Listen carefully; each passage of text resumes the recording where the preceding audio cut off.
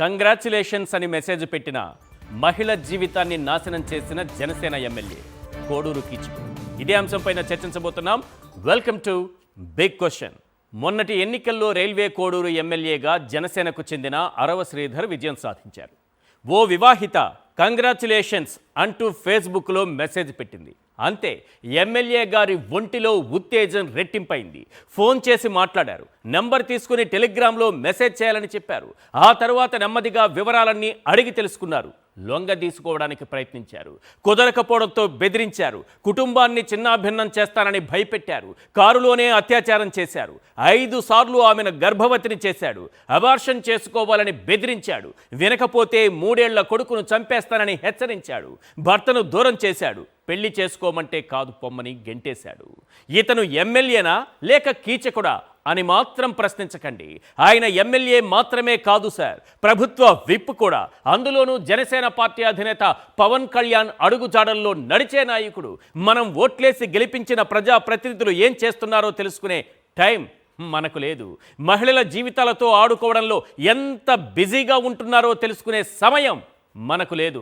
ఓట్లేసామా, గెలిపించామా, 5 ఏళ్ల తర్వాత వచ్చే ఎన్నికల కోసం ఎదురు చూసామా, అంతే మా బాధ్యత అనుకోండి. మనం ఓట్లేసి గెలిపించింది అభివృద్ధిలో భాగస్వాములై నిత్యం పనిచేస్తారని, ప్రజాసేవలో తరిస్తారని, ప్రజాసేవలో చెమట చిందిస్తారని కానీ మనం అనుకున్నది ఒకటి, ఎమ్మెల్యే ముసుగులో ఉన్నటువంటి కీచకులు చేస్తున్నది మరొకటి. చూడండి, చూసి తరించండి. ఆ చండాలాన్ని, ఆ దరిద్రాన్ని, ఆ అశ్లీలతను ఒక్కసారి స్క్రీన్ పైన చూడండి సార్.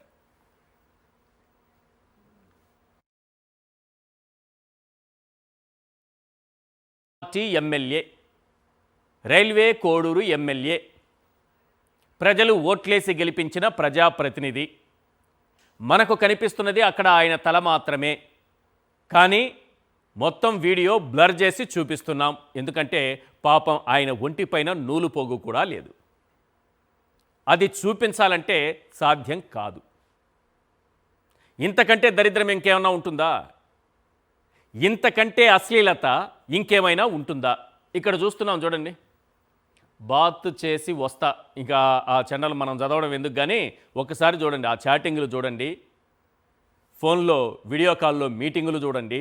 చాటింగులు, మీటింగులు ఏ విధంగా నడుపుతున్నారో ఒక్కసారి చూడండి. ఇంకా ఉన్నాయి, చాలా ఉన్నాయి. ఒక లైబ్రరీని ఏర్పాటు చేయొచ్చు మన ఎమ్మెల్యే గారి రాసలీలకు సంబంధించి.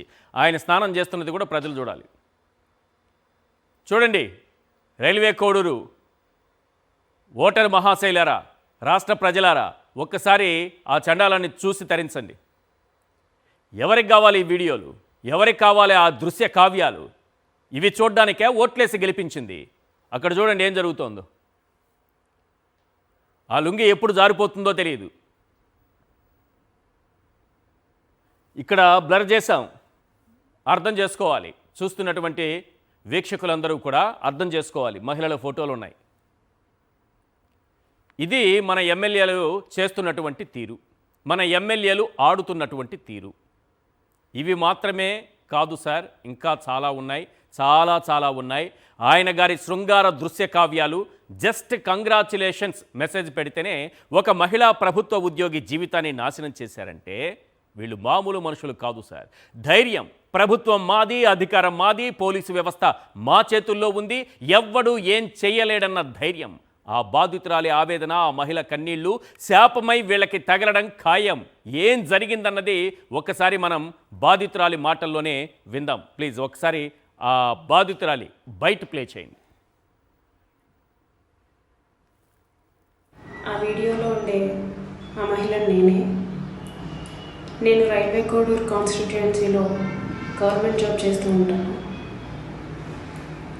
గత సంవత్సరంన్నర ముందు రైల్వే కోడూరు కాన్స్టిట్యుయెన్సీ ఎమ్మెల్యే అయిన అరవ శ్రీధర్కి నేను కంగ్రాచ్యులేషన్స్ త్రూ ఫేస్బుక్ ద్వారా చెప్పడం జరిగింది.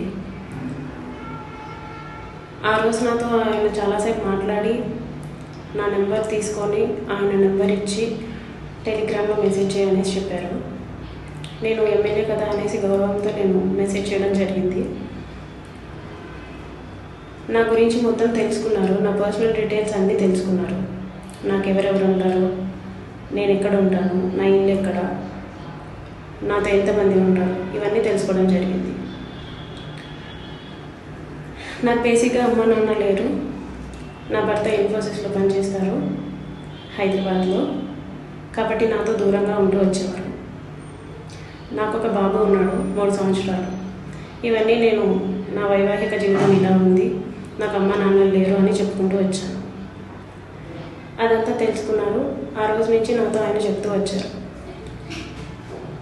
నువ్వు ఇలాగా బాధపడద్దు, నీకెవరు లేరు అనేసి అనుకోవద్దు, నీకు నేనున్నాను, నువ్వేం ఉంటారు కాదు, నీకు ఎటువంటి సిచ్యువేషన్లో అయినా సరే నేను ఉంటాను నీకు అని చెప్పేసి నాకు ఇలాంటి హామీలు ఇస్తూ వచ్చారు.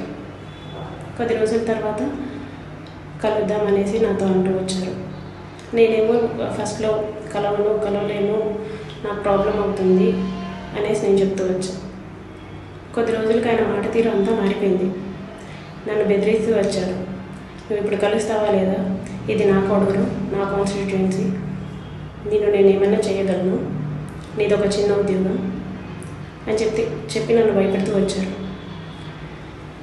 నేను మెసేజ్ చేసింది June 14, 2024. ఆ రోజు నుంచి ఒప్పుకోకుండానే వచ్చాను, కానీ ఆయన బెదిరింపుల వల్ల నేను ఒక్కసారి కలుద్దాం అనుకున్నాను. జూలై 9, 2024 కలిసాను నేను ఫస్ట్ టైం. ఆయనే మా ఇంటికి కార్ వేసుకొని వచ్చారు, నన్ను పిక్ చేసుకున్నారు. కడప రూట్ వెళ్దామనేసి చెప్పారు, కానీ కడప దాకా వెళ్ళకుండా రాజంపేట మధ్యలో ఏదో ఊరు, నాకు కూడా తెలీదు, ఆ ఊరి దగ్గర ఆపేసి ఎందుకు ఆపారు అనేసి నేను అడిగితే స్టార్టింగ్లో నాకు సెక్షువల్ ఫేవర్ కావాలి అనేసి అన్నారు. అదేంటంటే అలా మాట్లాడుతున్నారు అనేసి నేనంటే నా ప్రైవేట్ పార్ట్స్ టచ్ చేయడం స్టార్ట్ చేశారు. నేను ఏడ్ చేస్తుంటే బెదిరించారు. నేను దిగిపోదామని చెప్పేసి కార్ డోర్ తీశాను, కానీ ఆయన నా జుట్టు పట్టుకొని వెనక్కి లాగి గట్టిగా కొట్టి నా మీదకి వచ్చి రేప్ చేయడం జరిగింది. ఫర్ ద ఫస్ట్ టైం కారులోనే నా సీట్ని ఇట్లా కిందకి దించి రేప్ చేయడం జరిగింది. ఆ తర్వాత ఇంటి దగ్గర దించేస్తూ చాలా బెదిరించారు, చాలా భయపెట్టారు. ఈ విషయంగా నేను ఎక్కడైనా చెప్తే నీకు జీవితం లేకుండా చేస్తాను, నీ కొడుకుని చంపేస్తానని ఫస్ట్ నుంచి బెదిరించడం జరిగింది. నాకు చాలా భయం వేసింది. ట్రాన్స్ఫర్ పెట్టాలన్నా సరే నీకు నేనే దిక్కు, నీకు ఆప్షన్ కూడా లేదు అని చెప్పేసి బెదిరించడం జరిగింది. అలా రోజు కలుస్తూ కలవాలి అని చెప్పేసి డిమాండ్ చేస్తూ లిటరల్లీ భయపెడుతూ నన్ను చాలా ఘోరంగా చేశారు. ఆగస్ట్ ఎండింగ్లో నాకు ఆయన వల్ల ఫస్ట్ ప్రెగ్నెన్సీ వచ్చింది. నేను ఈ విషయం ఆయనకి చెప్తే షాక్ అయిపోయారు. అబార్ట్ చేయించుకున్నారు. నేను అబార్ట్ చేయించుకోను అని చెప్పాను. అప్పుడు కూడా బెదిరించారు, అబార్ట్ చేయించుకుంటావా లేదా అంటే నేను చేయించుకోను అన్నాను. అప్పుడు కూడా నీ కొడుకు నీకు ఉండడు, నీ భర్త నీకు ఉండడు, నీ ఫ్యామిలీ ఉండదు అనేసి నన్ను అన్నారు. నేను అబార్ట్ చేయించుకోను అంటే అప్పుడు అష్యూరెన్స్ ఇచ్చారు, పెళ్లి చేసుకుంటాను నేను నిన్ను, నీ భర్తకి నువ్వు డివోర్స్ ఇచ్చేసే, అప్పుడు పెళ్లి చేసుకుంటాను నేను నిన్ను అనేసి అన్నారు అనమాట. కొద్ది రోజులకి నాకు కూడా తెలియకుండా నా భర్తకి కాల్ చేసి నువ్వు దానికి విడాకులు ఇస్తావా లేదా, నీ కుటుంబం గురించి కూడా నేను డీటెయిల్స్ తీస్తాను, అందరి గురించి డీటెయిల్స్ తీస్తాను, నాకు యాక్సెస్ ఉంది అని ఈ రకంగా మాట్లాడారంట. ఇది నాకు కూడా తెలియదు, నా భర్త చెప్పాడు. అసలు ఏం జరుగుతుంది మీ ఇద్దరి మధ్య, అతను నాకెందుకు కాల్ చేశాడు అది ఇది అనేసి నాకు అందరూ దూరం అయిపోయారు, నా కుటుంబ సభ్యులందరూ దూరం అయిపోయారు. అలా 1.5 సంవత్సరం నన్ను చిత్రహింసలు పెట్టాడు. 5 సార్లు అతని వల్ల నాకు ప్రెగ్నెన్సీ వచ్చింది. వచ్చిన ప్రతిసారి భయపెట్టడం, ఇలా సోకాల్డ్ అష్యూరెన్స్లు ఇవ్వటం, ఇవన్నీ జరుగుతూ వచ్చాయి. ఈ పరిస్థితిని అంతా చూసి నా కుటుంబ సభ్యులందరూ నాకు దూరం అయిపోయారు. నీ ఇష్టం వచ్చింది చేసుకో అన్నట్టు నాకు దూరం అయిపోయారు. నేను చాలా ఒంటరిని అయిపోయాను. ఈవెన్ నా కొడుకు కూడా నాకు దూరం అయిపోయాడు, నా భర్త తీసుకెళ్ళిపోయాడు. ఆఫీస్లో ఏదైనా చేయాలన్నా కూడా ఇతను నా మీద ఎంక్వైరీలు వేయిస్తాను, సస్పెండ్ చేయిస్తాను, ఇల్లీగల్ యాక్టివిటీస్లో నేను నిన్ను ఇరికిచ్చేస్తాను అని చెప్పేసి చాలా భయపెడుతూ వచ్చాడు, కొడుతూ వచ్చాడు, నన్ను మా ఫ్యామిలీని బూతులు తిడుతూ వచ్చాడు. అలా 1.5 సంవత్సరం జరిగింది. నాకు వీళ్ళందరూ దూరం అయిపోయారని తెలిసిన తర్వాత సడన్గా January 7th, 2026లో ఆయన నన్ను పెళ్లి చేసుకోలేను, నేను ఇంకా చేసుకోను, నీ ఇష్టం వచ్చింది నువ్వు చేసుకో అనేసి నన్ను వదిలేశారు. చాలా అంటే చాలా దారుణంగా వదిలేశారు. ఇదండి నాకు జరిగింది. ఒక ప్రభుత్వ ఉద్యోగి మహిళ కంగ్రాచులేషన్స్ అని ఫేస్బుక్లో మెసేజ్ పెట్టారట. ఇక అక్కడి నుంచి మొదలైంది. అక్కడి నుంచి మొదలై ఎంతవరకు వెళ్ళారంటే, ఎంతవరకు దాన్ని తీసుకెళ్లారంటే, ఆ అమ్మాయికి సంబంధించినటువంటి డీటెయిల్స్ అన్నీ రాబట్టుకొని బెదిరింపులకు దిగడం, వార్నింగ్లు ఇవ్వడం, లొంగ తీసుకోవడం, రేప్ చేయటం, గర్భవతి అయితే అబార్షన్లు చేయించడం. 5 సార్లు గర్భవతి అయ్యానని కన్నీళ్లతో చెబుతోంది ఆ మహిళ. అంటే ఎంత దుర్మార్గంగా వ్యవహరించారనేది ఒక్కసారి ఆలోచించండి. అలాగే మానసిక క్షోభకు గురి చేయడం, నీ బిడ్డను చంపేస్తానని బెదిరించడం, ఇవన్నీ ఆ మహిళ మాటల్లో నుంచి వచ్చింది. మనం చెప్తున్నదేం కాదు, ఆ బాధితురాలి మాటల్లో మనం విన్నదే. కుటుంబాన్ని చిన్నాభిన్నం చేయటం, ఇంతకంటే దుర్మార్గం ఉంటుందా?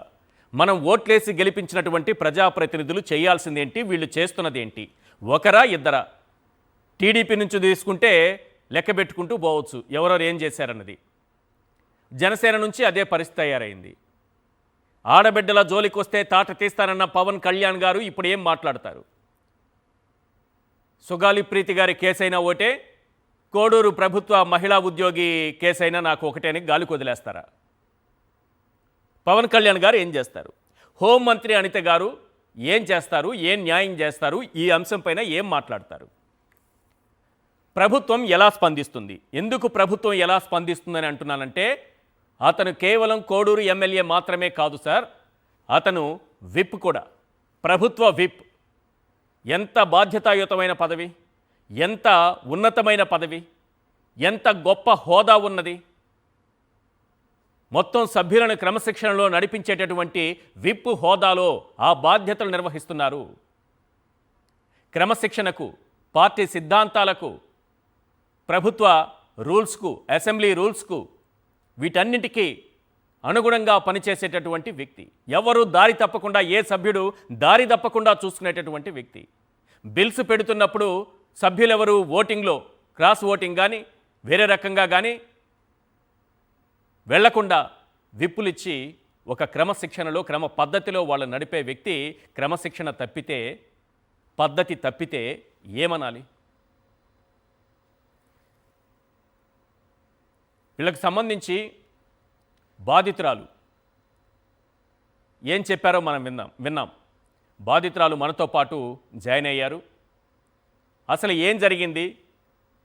మెసేజ్ పెట్టినప్పటి నుంచి ఇవాళ బయటకు వచ్చి మాట్లాడుతున్న సమయం వరకు ఎమ్మెల్యే గారి అరాచకాలు ఏంటి, అఘాయిత్యాలు ఏంటి అన్నది క్లియర్గా ఆమె మాటల్లోనే విన్నాం. ప్రభుత్వానికి చేరాలి, ప్రభుత్వ పెద్దలకు చేరాలి, జనసేన పార్టీ అధినేతకు చేరాలి. ప్రజాప్రతినిధులంటే మహిళల జీవితాలతో ఆడుకునేవారు కాదు అన్న సందేశం వెళ్ళాలి, ఖచ్చితంగా వెళ్ళాలి. కూటమి ఎమ్మెల్యేల దురాగతాలు, అకృత్యాలు 1, 2 కాదు సార్, వరుసగా బయటపడుతున్నాయి. లేటెస్ట్ రైల్వే కోడూరు ఎమ్మెల్యే అరవ శ్రీధర్ గారు. అరవ శ్రీధర్ గారి గురించి అరవాలని ఉందే కానీ ఏమరిచి ఏం లాభం? పవన్ కళ్యాణ్ గారికి వినబడదు, క్లోజ్, చెవులు కళ్ళు 2 మూసేసుకున్నారు. లోకేష్ గారికి వినపడదు, ఏ మహిళకైనా సరే అన్యాయం జరిగితే నేను ఒప్పుకోను అని మాట్లాడతారు ఆయనకి వినపడదు. చంద్రబాబు నాయుడు గారు అయితే రొటీన్ డైలాగ్స్ చెప్తూ ఉంటారు కదా, ఎప్పుడు 95 నుంచి అవే డైలాగ్స్ మహిళల గురించి ఇప్పటివరకు చెప్తూనే ఉన్నారు. ఇవి జరుగుతూనే ఉంటాయి, వారు మాత్రం ఏ చర్యలు తీసుకోరు. ఇక మహిళ హోంమంత్రిగా ఉన్నారు. ఆమె అసలు విషయాన్ని వదిలిపెట్టి కొసరు విషయంలోనే ఎక్కువ బిజీగా ఉంటారు. మన మేడం గారు అనిత గారు. ఒక ఎమ్మెల్యే జస్ట్ కంగ్రాచులేషన్స్ మీరు గెలిచినందుకని ఒక మెసేజ్ పెట్టినటువంటి మహిళతో ఆయన వ్యవహరించిన విధానం, ఆమె జీవితాన్ని నాశనం చేసినటువంటి విధానం ఈరోజు సభ్య సమాజం సిగ్గుతో తలదించుకునేటటువంటి పరిస్థితి కల్పించారు. ఓట్లేసి గెలిపించినటువంటి ప్రజల జీవితాలను నాశనం చేసేటటువంటి ఎమ్మెల్యేలున్న లోకం సార్ ఇది. ఓట్లేసి గెలిపించారు, ఈరోజు ఎమ్మెల్యే ఎలా అయ్యారు? ఈ ప్రజలే కదా ఓట్లేసి గెలిపించింది. మరి వాళ్ళ బాగోగులు కోరకుండా వారి జీవితాల్లో వెలుగులు నింపకుండా మహిళల జీవితాల నాశనం కోసమా ఎమ్మెల్యేలు పనిచేయాల్సింది? రైల్వే కోడూరు ఎమ్మెల్యే అకృత్యాలు, దురాగతాలు, ఆయన గారి శృంగార రాసలీలలకు సంబంధించినటువంటి దృశ్య కావ్యాలు సభ్య సమాజం సిగ్గుతో తలదించుకునే రీతిలో ఉన్నాయి. ఒక మహిళ, దళిత మహిళ, ప్రభుత్వ ఉద్యోగి, ఏంటి సార్ కంగ్రాచులేషన్స్ అని మెసేజ్ పెడితే దాన్ని ఆసరాగా తీసుకుంటారా? మీ శరీరంలో ఉత్తేజం మొదలవుతుందా? అక్కడి నుంచి వెంటాడతారా, వేటాడతారా, ఆమె జీవితాన్ని నాశనం చేస్తారా, బెదిరింపులకు దిగుతారా, అబార్షన్లు చేయిస్తారా, మభ్య పెడతారా, కుటుంబాన్ని చిన్నాభిన్నం చేస్తారా?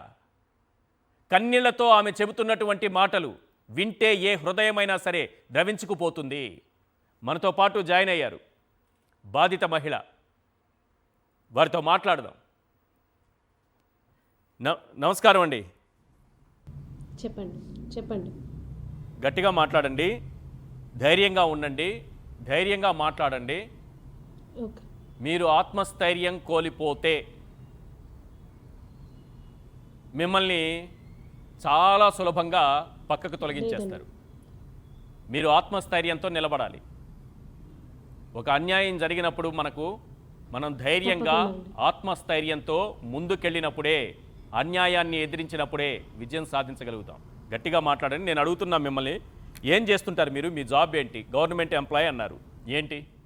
నేను గ్రామ పంచాయత్ ఆఫీస్లో జూనియర్ అసిస్టెంట్గా ఉన్నానండి. ఓకే. మీకు అరవ శ్రీధర్ గారు ఎప్పటి నుంచి తెలుసు? మీరు మొదటిసారి ఎప్పుడు ఆయనకు మెసేజ్ చేశారు? ఎందుకు చేశారు? జూన్ 14, 2024లో మెసేజ్ చేశాను, కంగ్రాచులేషన్ సార్ అని చెప్పేసి. జూన్ 14, 2024 మెసేజ్ చేశారు మీరు ఎమ్మెల్యే గారికి. అంటే అప్పుడు రిజల్ట్ వచ్చినటువంటి సమయం. జూన్ 4న మనకి ఎన్నికల రిజల్ట్ వచ్చింది. ఆయన కంటిన్యూస్గా ఒక 2-3 అవర్స్ నాతో చాట్ చేయడం జరిగింది. రైట్, మళ్ళీ మాట్లాడదాము. కొంత సాంకేతిక సమస్య ఉన్నట్టుగా కనిపిస్తోంది. అదే సమయంలో బాధితురాలు కూడా చాలా భయంతో ఉన్నట్టుగా కనిపిస్తోంది మనకి. ఎస్, మనతో పాటు జాయిన్ అయ్యారు నాగమల్లేశ్వరి గారు, YSRCP joint secretary, media panelist, Gajjala Lakshmi Reddy గారు, మహిళా కమిషన్ మాజీ చైర్పర్సన్. లక్ష్మీ గారు, కోడూరు చాలా దగ్గర అనుకుంటాను మీకు. కోడూరు నియోజకవర్గ ప్రజలు జనసేన అనేటటువంటి పార్టీకి సంబంధించినటువంటి ఒక ఎమ్మెల్యే అభ్యర్థిని గెలిపించి ఎమ్మెల్యేను చేస్తే ఆయన చేసిన నిర్వాకం ఏంటంటే మహిళల జీవితాలతో ఆడుకోవడం. న్యూడ్ వీడియోలు ఆయనవి. దరిద్రం ఏంటంటే ఆయన న్యూడ్ వీడియోలు చూడాల్సినటువంటి పరిస్థితి రాష్ట్ర ప్రజలకి ఏర్పడింది. అసలు ఏం జరుగుతోంది? ఈ కూటమి ఎమ్మెల్యేలు ఒక్కొక్కరుగా ఇలాంటివన్నీ బయటపడుతూనే ఉన్నాయి. ఈశ్వర్ గారు నమస్తే అండి. మీకు అదేవిధంగా సాక్షి టీవీ ప్రేక్షకులందరికీ కూడా నా తరపున నమస్కారాలు. ముఖ్యంగా చెప్పాలంటే మనం చూసాము అరవ శ్రీధర్ రైల్వే కోడూరు అంటే తిరుపతికి కూటవేతు దూరంలో ఉంటుంది. అదేవిధంగా అన్నమయ్య జిల్లా, కడప ఇప్పుడు మార్చినారు, తిరుపతి జిల్లాలోకి కూడా యాడ్ చేసినట్టున్నారు. అరవ శ్రీధర్ అని ప్రభుత్వ విప్ కూడా మనం ఇక్కడ మెన్షన్ చేయాల్సింది ఏంటంటే ప్రభుత్వ విప్ కూడా అండి. ఎంత సిగ్గుపడాల్సిన విషయము అంటే ఒక ప్రభుత్వ ఉద్యోగిని, ప్రభుత్వంలో ఉన్న మంత్రులు కానివ్వండి, ఎమ్మెల్యేలు కానివ్వండి, ప్రభుత్వ విపులు కానివ్వండి, ప్రభుత్వ సంస్థలలో పనిచేస్తున్నటువంటి ఎవరైనా ఉద్యోగులను వారి కన్న బిడ్డల్లాగా చూసుకోవాల్సిన అవసరం ఉంది. ఖచ్చితంగా చూడాలి. అయితే ఈరోజు నేను చూస్తూ ఉన్నాను, చాలా దారుణం ఏంటంటే ఆ మహిళ వీడియో కూడా ఆమె మాట్లాడడం, ప్రెస్కు ఆమె ఇవ్వడం కూడా నిజంగా ఆమెను అప్రిషియేట్ చేస్తున్నా. ఆ విధంగా ముందుకొచ్చి మహిళలు తప్పకుండా కంప్లైంట్ చేయాలి. ఇంకా తను పోలీసులకు కూడా కంప్లైంట్ చేయాల్సిన అవసరం ఉంది. అదే విధంగా ప్రజలకు కూడా, అంటే పాలకులు ఎలాంటి వారు, పాలకులు పాలించటానికని 100 కబుర్లు చెప్పి అధికారం లేకొచ్చిన తర్వాత ఏ విధంగా మన మహిళల యొక్క జీవితాలను ఏ విధంగా ఎంత దారుణంగా అదిరించి బెదిరించి మరి ఇంత దారుణంగా చేస్తున్నారు అన్న విషయాలు కూడా బయటికి చెప్పడం అన్నది నిజంగా మహిళకు నిజంగా నేనైతే అప్రిషియేట్ చేస్తున్నా. ఆమెకు అండగా ఖచ్చితంగా వైఎస్ఆర్ కాంగ్రెస్ పార్టీ, అదే విధంగా మేమందరం కూడా తప్పకుండా నిలబడతామని కూడా తెలియజేస్తూ అంటే ముఖ్యంగా ఒక మహిళను మాయ ఈశ్వర్ గారు మాటలతో లొంగ తీసుకోవడం, ఇది ఆమెకేవో ఆశలు కల్పించో లేకపోతే భయపెట్టో ఒకటి. రెండోది నీ బిడ్డను చంపేస్తానని బెదిరించడం ఏంటి? ఆమె చెబుతున్నటువంటి మాటల్లో మనకు కనిపిస్తున్నది వాళ్ళ భర్తకు ఫోన్ చేసి బెదిరించడం ఏంటి? ఇవన్నీ ఒక ఎమ్మెల్యే చేస్తారా? ఒక క్రిమినల్స్ చేస్తారా? ఎమ్మెల్యేల స్థాయిలో జరుగుతోందా ఇది? క్రిమినల్ స్థాయిలో జరుగుతోందా? ఈ కూటమి ప్రభుత్వంలో ఉన్నటువంటి ముఖ్యంగా జనసేన అంటే కామసేన లేదా కామాంధుల సేన అని పేరు మార్చుకుంటే బాగుంటుందేమో ఆ పార్టీకి. వరుస సంఘటనలు ఈ మధ్య కాలంలో ఇదే చిత్తూరు జిల్లా, ఉమ్మడి జిల్లాల్లో సంబంధించినటువంటి కాళహస్తిలో మహిళల విషయంలో ఏ విధమైన ఇన్సిడెంట్ జరిగింది, సత్యవేడిలో ఏ విధంగా జరిగింది, తిరుపతిలో ఏ విధంగా జరిగింది. అందరూ కూడా ఈ కూటమిలో ముఖ్యంగా జనసేనకు సంబంధించిన వాళ్ళు పవన్ కళ్యాణ్ గారి నీతి సూత్రాలు వల్లిస్తూ ఉంటారు. మహిళలకు ఏమంట ఈ తేజ్ అని వాళ్ళ నాగబాబు కొడుకు ఒక ట్వీట్ చేశాడు ఈ మధ్య కాలంలో. ఏపీ ఇన్ సేఫ్ హ్యాండ్స్ అంట. AP in now safe hands అంటే మహిళ ఆంధ్రప్రదేశ్ రాష్ట్రము ఇప్పుడు పవన్ కళ్యాణ్ అనే సేఫ్ హ్యాండ్స్ లో ఉందంట.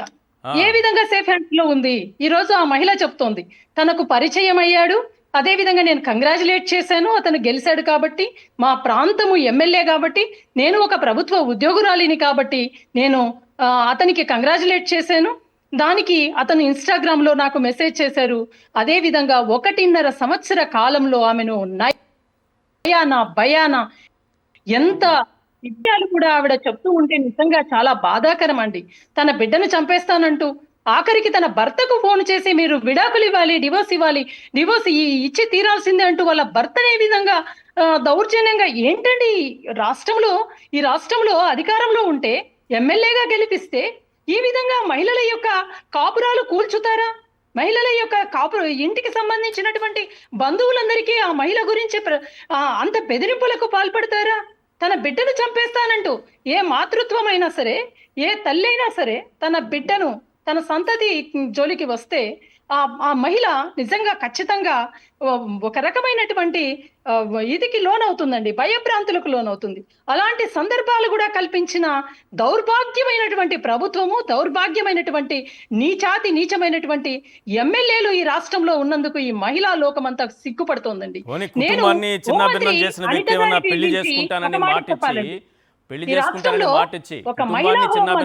ఈ రాష్ట్రంలో సార్ కుటుంబాన్ని చిన్నాభిన్నం చేశారు, భర్తకు ఫోన్ చేసి చెప్పారు, అందరినీ బంధువుల్ని దూరం చేశారు. పోనీ పెళ్లి చేసుకుంటారంటే అది చేసుకోరట, అబార్షన్ చేసుకో ప్రతిసారి అలా 5 సార్లు జరిగిందట. విడాకులిచ్చి అబార్షన్ చేసుకో, నేను పెళ్లి చేసుకుంటానన్నారు. ఒకసారి కాదు 5 సార్లు ఆ మహిళ అబార్షన్స్ అయ్యాయి అంటే నిజంగా ఆవిడ యొక్క మానసిక పరిస్థితి కానీ శారీరక పరిస్థితి కానీ ఏ విధంగా ఉంటుందన్నది, అసలు మనిషి అయితే అతను నిజంగా ఒక ప్రజా పాలకుడైతే ఖచ్చితంగా. ఎందుకంటే మనకు తెలిసిందే ఈశ్వర్ గారు, ఎక్కడా కూడా ఈ రాష్ట్ర ప్రభుత్వం, ఈ కూటమి ప్రభుత్వం ఎక్కడా కూడా ప్రజాదరణను, ప్రజల యొక్క మన్నలను పొంది వచ్చిన అధికారంలోకి వచ్చిన కూటమి ప్రభుత్వము కాదు ఇది దొంగదారిలో, దొడ్డిదారిలో అధికారంలోకి వచ్చి మహిళల యొక్క మాన ప్రాణాలతో చెలగాటమాడుతోంది అన్నది ఈ 1.5 సంవత్సరంలో అనేక ఉదాహరణలు ఉన్నాయండి.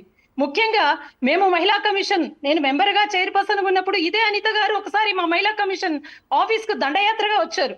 మహిళలందరినీ వేసుకొని వచ్చారు. మేమే కాపాడుతాం మహిళల్ని, మేము తప్ప ఈ తెలుగుదేశం పార్టీ తప్ప ఉద్ధరించే వాళ్ళు లేరు అని. ఈ రోజు ఆమెకు ఆ రోజు అయినా ఆ పరిస్థితుల్లో ఆ రోజు ప్రభుత్వము, ముఖ్యమంత్రి జగన్మోహన్ రెడ్డి గారు తక్షణమే స్పందించి ఆ మహిళకు వైద్య సహాయము, అదే విధంగా ఆర్థిక సహాయము, న్యాయ సహాయము జరిగేలా స్టేట్మెంట్ ఇచ్చి కూడా ఆల్రెడీ చర్యలు తీసుకున్నా కూడా ఆవిడ మహిళా కమిషన్ ఆఫీస్ కు దండయాత్ర చేస్తూ వచ్చింది.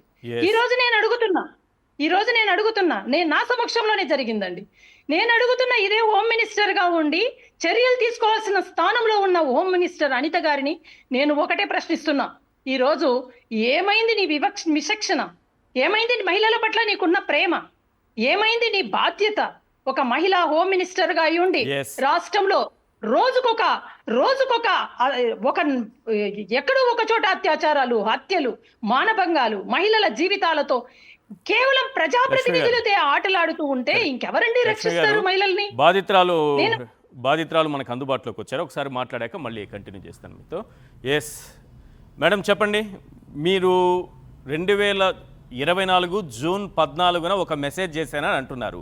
కంగ్రాచులేషన్స్ అని చేశానని అంటున్నారు. ఆ తర్వాత ఏం జరిగింది? ఆ మెసేజ్ ఎందుకు పెట్టారు అసలు? అవునండి.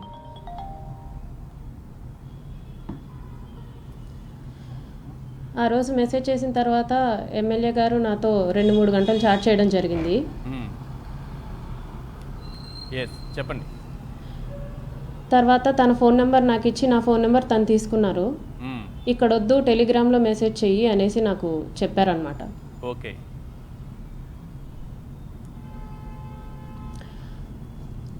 నెక్స్ట్ డే మెసేజ్ చేసిన తర్వాత 2 డేస్ నార్మల్గా మాట్లాడి, అంటే నా గురించి నా డీటెయిల్స్ అవన్నీ అడిగి కనుక్కొని, నీకు ఎవరున్నారు, మీ హస్బెండ్ ఎక్కడ ఉంటారు, ఎంతమంది పిల్లలు, ఏం జాబ్ చేస్తున్నావు, ఎన్ని సంవత్సరాలు అయింది జాబ్లో జాయిన్ అయ్యి, ఈ వివరాలన్నీ కనుక్కున్నారు. నాకు పేరెంట్స్ లేరని చెప్పాను. మా హస్బెండ్ దూరంగా జాబ్ చేస్తున్నారు అనేసి చెప్పాను. నేను నా కొడుకు మాత్రమే ఉంటాము అనేసి చెప్పాను నేను. ఓకే. ఒక 2 డేస్ తర్వాత ఆయన వీడియో కాల్స్ చెయ్యి, నువ్వు న్యూడ్స్ పంపించు అనేసి ఈ టైప్ ఆఫ్ క్వశ్చన్స్ అడగడం స్టార్ట్ చేశారండి నన్ను. నేను పంపలేను సార్, నేను వీడియో కాల్స్ కూడా చేయలేను అని చెప్పేసి బ్లంట్గా చెప్పేయడం జరిగింది. ఒక 2-3 డేస్ అలాగే రిక్వెస్టింగ్గానే అడిగారు. స్టార్టింగ్లో పంపచ్చు కదా అలాగా ఆ వర్షన్లో అడిగారు. నేను పంపను అనేసి ఆయనకు ఒక క్లారిటీ వచ్చిన తర్వాత ఆయన అధికారాన్ని చూపించడం స్టార్ట్ చేశారండి. లైక్, నేను కోడూరు కాన్స్టిట్యుయెన్సీ నాదే కదా, నువ్వు పనిచేస్తుంది నా కాన్స్టిట్యుయెన్సీలోనే కదా, నీకు ట్రాన్స్ఫర్ కూడా ఇప్పించను, నువ్వు జాబ్కి వెళ్ళి వస్తూ ఉంటావు, ఒక్కదానివే ఉంటావు, చూసుకో మరి అని చెప్పేసి ఈ టైప్ ఆఫ్ వాయిస్తో అతను నన్ను బెదిరించడం స్టార్ట్ చేశాడు.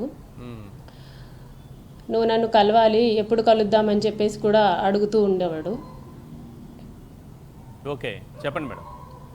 నేను కలవడం అయితే అసలు కుదరదండి, నేను కలవలేను అనేసి చెప్పిన తర్వాత, నువ్వు కలవాలి, కలిసి తీరాలి, ఎందుకంటే నీ భవిష్యత్తు నువ్వు చూసుకో, నువ్వు ప్రతిసారి నువ్వు నీ కొడుకు ఉంటారు అని చెప్పేసి నాకు గుర్తు చేస్తూ ఉంటారు. That's one type of threatening అండి నాకు. ఈయనకి ఇలా ఫోన్లో అర్థం కావట్లేదు, కలిసే చెప్దాము అని చెప్పేసి నేను జూన్ 14, 2024 మెసేజ్ చేస్తే జూలై 9th కలిసానండి నేను ఫర్ ద ఫస్ట్ టైం ఆయన్ని. ఓకే. ఆయనే కార్లో వచ్చి with no gunman and driver కార్లో వచ్చి నన్ను పిక్ చేసుకున్నారు మా హౌస్ దగ్గర. ఓకే. దెన్ కడప దాకా వెళ్దాం, railway Koduru to Kadapa 90 kilometres వస్తుంది, కడప దాకా వెళ్దాము, మాట్లాడాలి నీతో అనేసి అన్నారు. కానీ రాజంపేట దగ్గర ఒక ఏదో డార్క్ ప్లేస్ ఉంది, ప్లస్ ఏదో విలేజ్ అనుకుంటా, ఐ డోంట్ నో ఎగ్జాక్ట్లీ. అక్కడ ఆపారు. ఎందుకు సార్ ఆపారు అంటే, నాకు నీతో సెక్షువల్ ఇంటిమసీ కావాలి అనేసి అడిగారు. లేదండి, అది చెప్పడానికే వచ్చాను, I'm not that kind of women అనేసి చెప్పేలోపే he forced himself on to me అండి. నేను కార్ డోర్ ఓపెన్ చేయాలి అనేసి అనుకున్నాను. He just pluck my hair. అలా చైర్ ఉంటుంది కదా, ఫ్రంట్ సీట్ ఉంటుంది కదా, అలా బెండ్ చేసేసి he forced himself on to me, నా మీదకి వచ్చేసి బలవంతంగా he attempted first time on me. That's the first time he attempted on me in the car. Okay. తర్వాత ఇంటి దగ్గర వదులుతూ నన్ను బెదిరించారు. ఈ విషయం కానీ బయటికి వస్తే నువ్వు మాత్రం బ్రతకవు, నీ కొడుకు మాత్రం బ్రతకడు, గుర్తుపెట్టుకో, ఇది నా కోడూరు, ప్రతిసారి ఇది నా కోడూరు నువ్వు గుర్తుపెట్టుకో అంటూ ఉండేవాళ్ళు అనమాట. That was the first time he attempted on me. Pre planned గా అతను ఒక ఇంటెన్షన్ తర్వాత కంటిన్యూస్ గా కలుద్దాము అని చెప్పేసి ఇంటికి వచ్చేసేవాళ్ళు. కడప వరకు తీసుకెళ్లాలి అనేది ఒక ఆల్రెడీ అతనుకున్న ఇంటెన్షన్, ఒక ప్రీ ప్లాన్డ్. ఇది సారీ, మిమ్మల్ని ఇంటి దగ్గర నుంచి పిక్ చేసుకున్నారని అంటున్నారు కదా, ఇదంతా అతను ఒక ప్రీ ప్లాన్డ్ గా మైండ్ లో ఆల్రెడీ ఒక దురుద్దేశంతోనే, ఒక ఇంటెన్షన్తోనే మిమ్మల్ని తీసుకెళ్లారు అక్కడ నుంచి, ఇంటి దగ్గర నుంచి. అవునండి, అతను ఫస్ట్ నుంచే ఇలా నాతోనే కాదండి, ఇది అతనికి ఫస్ట్ టైం ఏం కాదు, నాకు అది తర్వాత తెలిసిన విషయం. నాలాగా ఒక 7-8 అమ్మాయిలతో ఇదే విధంగా చాట్ చేశారు. ఏ ఊరు అమ్మాయిలు అనేసి పట్టించుకోరు, అతను జస్ట్ బ్లంట్గా అడిగేస్తాడు. లైక్ వాట్, నేను ఈ ఊర్లో ఉన్నాను, నేను ఇక్కడ రూమ్ బుక్ చేస్తాను, నువ్వు వచ్చేసే డైరెక్ట్గా అని చెప్పేసి ఫోర్స్ చేస్తూ ఉండేవాడు. ఏమన్నా అంటే నేను ఎమ్మెల్యే అనేవాడు. ఆ మెసేజెస్, ఆ స్క్రీన్ రికార్డ్స్ అన్నీ నా దగ్గర ఉన్నాయండి. ఓకే.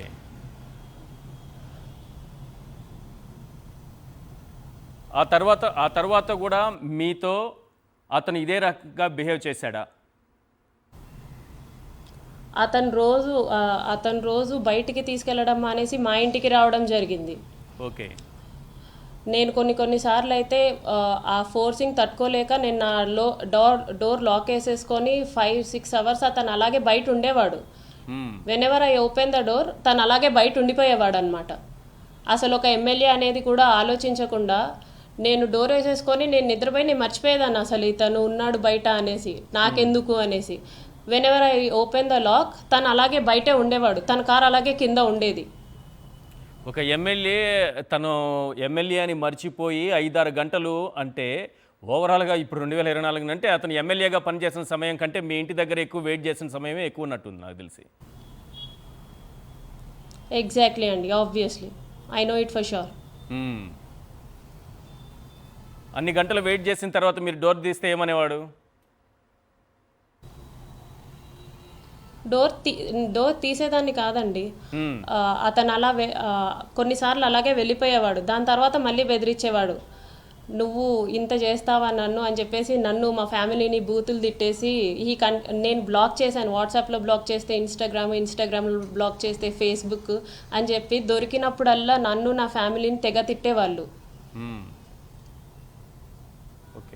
బూతులు తిట్టేసేవాళ్ళు.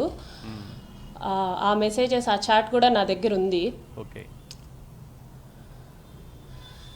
వీడియో కాల్స్ గంటలు అతను స్నానం చేసినప్పుడు చూడాలి అంటాడు, అతను రెడీ అయ్యేటప్పుడు నేను లైన్లో ఉండాలి అంటాడు. కంటిన్యూస్గా అదొక శాడిజం నా మీద అయితే చాలా బాగా ప్రదర్శించాడండి 1.5 years. నేను అది వాళ్ళ పేరెంట్స్కి చెప్దామని చెప్పేసి ఎలాగైనా సరే వాళ్ళ అమ్మ నాన్న నెంబర్ సంపాదించి నేను వాళ్ళ పేరెంట్స్కి చాలాసార్లు కాల్ చేసి చెప్పాలనుకున్నానండి. కానీ వాళ్ళు ఎప్పుడూ వినింది లేదు. నువ్వే చెడ్డదానివి, నా కొడుకు ఉత్తముడు అని చెప్పేసి రివర్స్లో నన్ను తిట్టి పెట్టేసేవాళ్ళు. ఒక్కసారి కూడా నేనేం చెప్తున్నానా అనేది వాళ్ళు అసలు వినిందే లేదండి. ఓకే. మీరు ఒక వీడియోలో మాట్లాడుతూ 5 సార్లు అబార్షన్ చేసుకోవాల్సినటువంటి పరిస్థితి వచ్చింది అని అన్నారు. అతను అంత దుర్మార్గంగా వ్యవహరించాడా మీ పట్ల? చాలా దుర్మార్గంగా అండి, చాలా దుర్మార్గం కాదు, అదొక రాక్షసత్వం అనమాట, పైశాచికత్వం అనమాట. విమెన్ని ఇలా ట్రీట్ చేయాలి అని చెప్పేసి ఒక డిజైరబుల్ పర్సన్ కాదు, అదొక పైశాచికత్వం అండి. ఓకే. ఎప్పుడైనా మీరు అతన్ని పెళ్లి చేసుకోమని అడిగారా అండి? ఫస్ట్ టైం ప్రెగ్నెన్సీ వచ్చినప్పుడు నేను తీయించుకోను అని చెప్పేసి బెదిరిద్దామనేసి చూశానండి. తను నన్ను చాలా బెదిరించాడు, అబార్షన్ చేయించుకుంటావా లేదా అని చెప్పేసి ఇంటికి వచ్చి నన్ను కొట్టాడు. 2-3 days కొట్టాడు, అబార్షన్ చేయించుకుంటావా లేదా అని చెప్పేసి. చాలా గట్టిగా బెదిరించాడు. అప్పుడు మా బాబు ఇంట్లోనే ఉన్నాడు, చాలా సార్లు ఏడ్చేశాడు అన్నమాట. ఇంత నీచంగానా ఒక గర్భవతి అయినటువంటి మహిళ విషయంలో ఒక ఎమ్మెల్యే ప్రవర్తించే తీరేనది?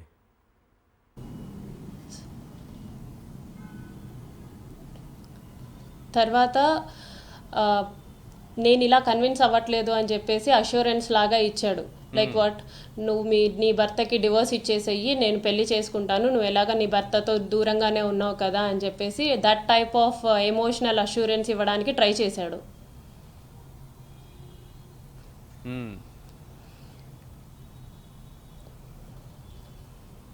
అతని క్యారెక్టర్ ఏంటండి? మీతోనే ఇలా బిహేవ్ చేశాడా? ఇప్పుడు నేను కొన్ని వీడియోస్ ప్లే చేసినప్పుడు అందులో వేరే మహిళల ఫోటోలు కూడా నాకు కనిపిస్తున్నాయి. I'm not the first women అండి, I'm not the first women. Okay. ఇతను నాతో పాటు ఒక 6-7 మందికి, అంతెందుకండి, చెప్పండి. అతనికి ప్రతి ఒక్క అమ్మాయి అంటే దీనికోసమే ఉంటుంది అనేసి అనుకునే రకం అండి. నేను దగ్గర నుంచి చూశాను కాబట్టి చెప్తున్నాను. ఆయన్ని ఎమ్మెల్యేగా నిలబెట్టింది ముఖ రూపానంద రెడ్డి అనేసి ఒక పెద్ద మనిషి అండి. ఓకే. వాళ్ళ ఇంట్లో ఆడవాళ్ళని కూడా ఇలాగే చూస్తాడు, వాళ్ళ ఇంట్లో ఆడవాళ్ళ గురించి కూడా నా ఎదుట ఇలాగే మాట్లాడతాడు వీడియో కాల్స్లో. మ్మ్. చాలా నీచంగా మాట్లాడతాడు, విమెన్ని ఎగ్జాగరేట్ చేసి ఎక్స్ప్లెయిన్ చేస్తాడు బ్రీఫ్గా. మ్మ్. అంటే అసభ్యకరంగా మాట్లాడుతూ ఉంటాడా? సారీ, అసభ్యకరంగా మహిళల పట్ల, మహిళల గురించి, విమెన్ గురించి చాలా అసభ్యకరంగా నీచంగా మాట్లాడుతుంటారా? ఆడవాళ్ళు ఏ ఏజ్ అని చూసుకోడు, మ్మ్. ఏ ఏజ్ అని చూసుకోడు, ఎవరు అవతల ఉండింది ఎవరు అనేసి చూసుకోడు. అంత పెద్ద ఆయన ఇతన్ని తీసుకొచ్చి ఎమ్మెల్యేని చేసి కుక్కని తీసుకొచ్చి సింహాసనం మీద కూర్చోబెట్టినట్టు చేస్తే వీడేమో వాళ్ళ ఇంట్లో వాళ్ళ ఆడవాళ్ళనే డిగ్రేడ్ చేసి మాట్లాడుతున్నాడండి. మరీ బ్రీఫ్గా ప్రైవేట్ పార్ట్స్తో డిగ్రేడ్ చేసి మాట్లాడుతున్నాడు. మ్మ్. అంటే మీరు బయటకు వచ్చి ఈరోజు చెప్పుకుంటున్నారు మీ బాధలు. నిజం చెప్పాలంటే విక్టిమ్స్ చాలామంది ఉన్నారని చెప్పొచ్చా? నేను అన్ని ప్రయత్నాలు చేసిన తర్వాతే నేను ఇప్పుడు బయటికి రావడం జరిగింది. సామరస్యంగా వాళ్ళ పేరెంట్స్కి చెప్తాం అనుకున్నాను, ముక్క రూపానంద రెడ్డి గారి దగ్గరికి కూడా తీసుకెళ్ళాను. But they are not ready to listen to me. ఎంతసేపటికి అతనే మంచి నేను చెడ్డ అనుకున్నారు. అందుకే నేను బయటికి రావాల్సి వచ్చింది. దట్టు నాకు చాలా భయం వేసింది. నా కొడుకుని చంపేస్తాను అంటే నాకు చాలా భయం వేసిందండి. నా తరపున నా కొడుకు ఎవ్వరు లేరు. కొడుకును చంపేస్తానని ఎందుకన్నారండి? నాకు నా కొడుకే ముఖ్యమండి. ఏజ్ ఎంత? అందుకే మీ బాబు ఇది ఏజ్ పబ్లిక్ ఎంత? లో ఖచ్చితంగా రావాలి అనేసి తప్పు చేసినోడే ధైర్యంగా అంత బాగా నాకు తిరుగుతున్నాడు ఇక్కడ ఒక పాయింట్ బయట. కావాలి. మీ బాబు ఏజ్ ఎంత? 3 years ఓల్డ్ అండి మా బాబు. 3 years ఓల్డ్ బాబుని చంపేస్తానని బెదిరించారా? చంపేస్తాను అంటాడు ప్రతిసారి. అంటే మేము అలా కనిపిస్తున్నామా? అంటే నా తరపున అడగడానికి ఎవరు లేరని చెప్పేసి అతని ధైర్యమా? ఆ సిచ్యువేషన్ నా ఎందుకు ఇంట్లో వచ్చింది? చంపేస్తాను వాళ్ళందరినీ అనేటటువంటి నాకు దూరం చేశాడు, వాంటెడ్ గానే దూరం చేశాడు. నాకు ఇప్పుడు అర్థం అవుతుంది. చంపేస్తాను అనేటటువంటి నేను సిచ్యువేషన్ ఎందుకు అదంతా వచ్చింది? యాక్సెప్ట్ చేసి ఏడవాల్సిన ఏడుపు అంతా ఏడ్చేసిన తర్వాతే నేను ఇలా వచ్చాను. కాదు, మీ 3 ఏళ్ల అబ్బాయిని, బాబుని చంపేస్తాను అనేటటువంటి సిచ్యువేషన్ ఎందుకు వచ్చింది? ఎన్ని సందర్భాల్లో చెప్పారు? అతని ఇంటెన్షన్ చూస్తున్నా, అతను మాట్లాడే విధానం చూస్తున్నా నిజంగానే అంత ఘోరానికి పాల్పడే వ్యక్తిలాగా మీకు కనిపించారా? అతను మాట్లాడే విధానం ఎప్పుడు బెదిరింపుగానే ఉంటుందండి, అది మాటల్లాగా ఉండదు. మ్మ్.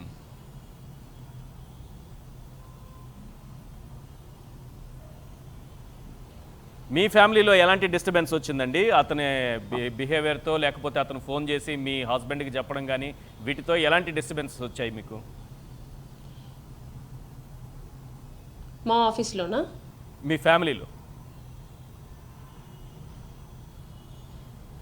మా ఫ్యామిలీలో నాకు తెలియకుండా మా వాళ్ళ కాంటాక్ట్ నెంబర్స్ కానీ లేకపోతే ఇంటి అడ్రస్లు కానీ ఎలా కనుక్కున్నాడో నాకు తెలీదు. విత్ ఆధార్ కార్డ్ నెంబర్స్తో సహా అతని దగ్గర అడ్రస్లు ఉన్నాయి.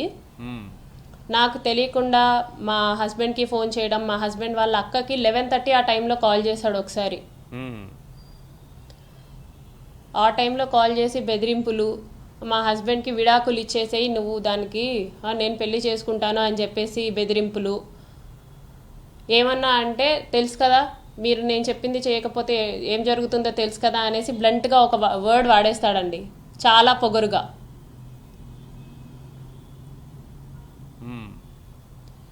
ఇదంతా మా వాళ్ళకి నేను చెప్పలేదు, చెప్పుకోలేదు. ఆల్ ఆఫ్ సడన్గా వాళ్ళే నాకు చెప్పారు ఇలా జరుగుతుందంట కదా అని చెప్పేసి. మీకెవరు చెప్పారు అంటే నాకు డైరెక్ట్గా శ్రీధరే చెప్పాడు అనేసి అన్నాడు. మీ ఇంట్లో వాళ్ళ ఆధార్ కార్డులు, వాళ్ళ అడ్రస్లు ఇవన్నీ అలా నాకు ప్రతి ఒక్కరు దూరం అయిపోయారు. మీ నీ ఇష్టం వచ్చింది చేసుకో అని చెప్పేసి వాళ్ళకి ఒక క్లారిటీ లేదు. వీడు బెదిరింపులు. మా హస్బెండ్ ఏమో నా కొడుకుని తీసుకెళ్ళిపోయాడు.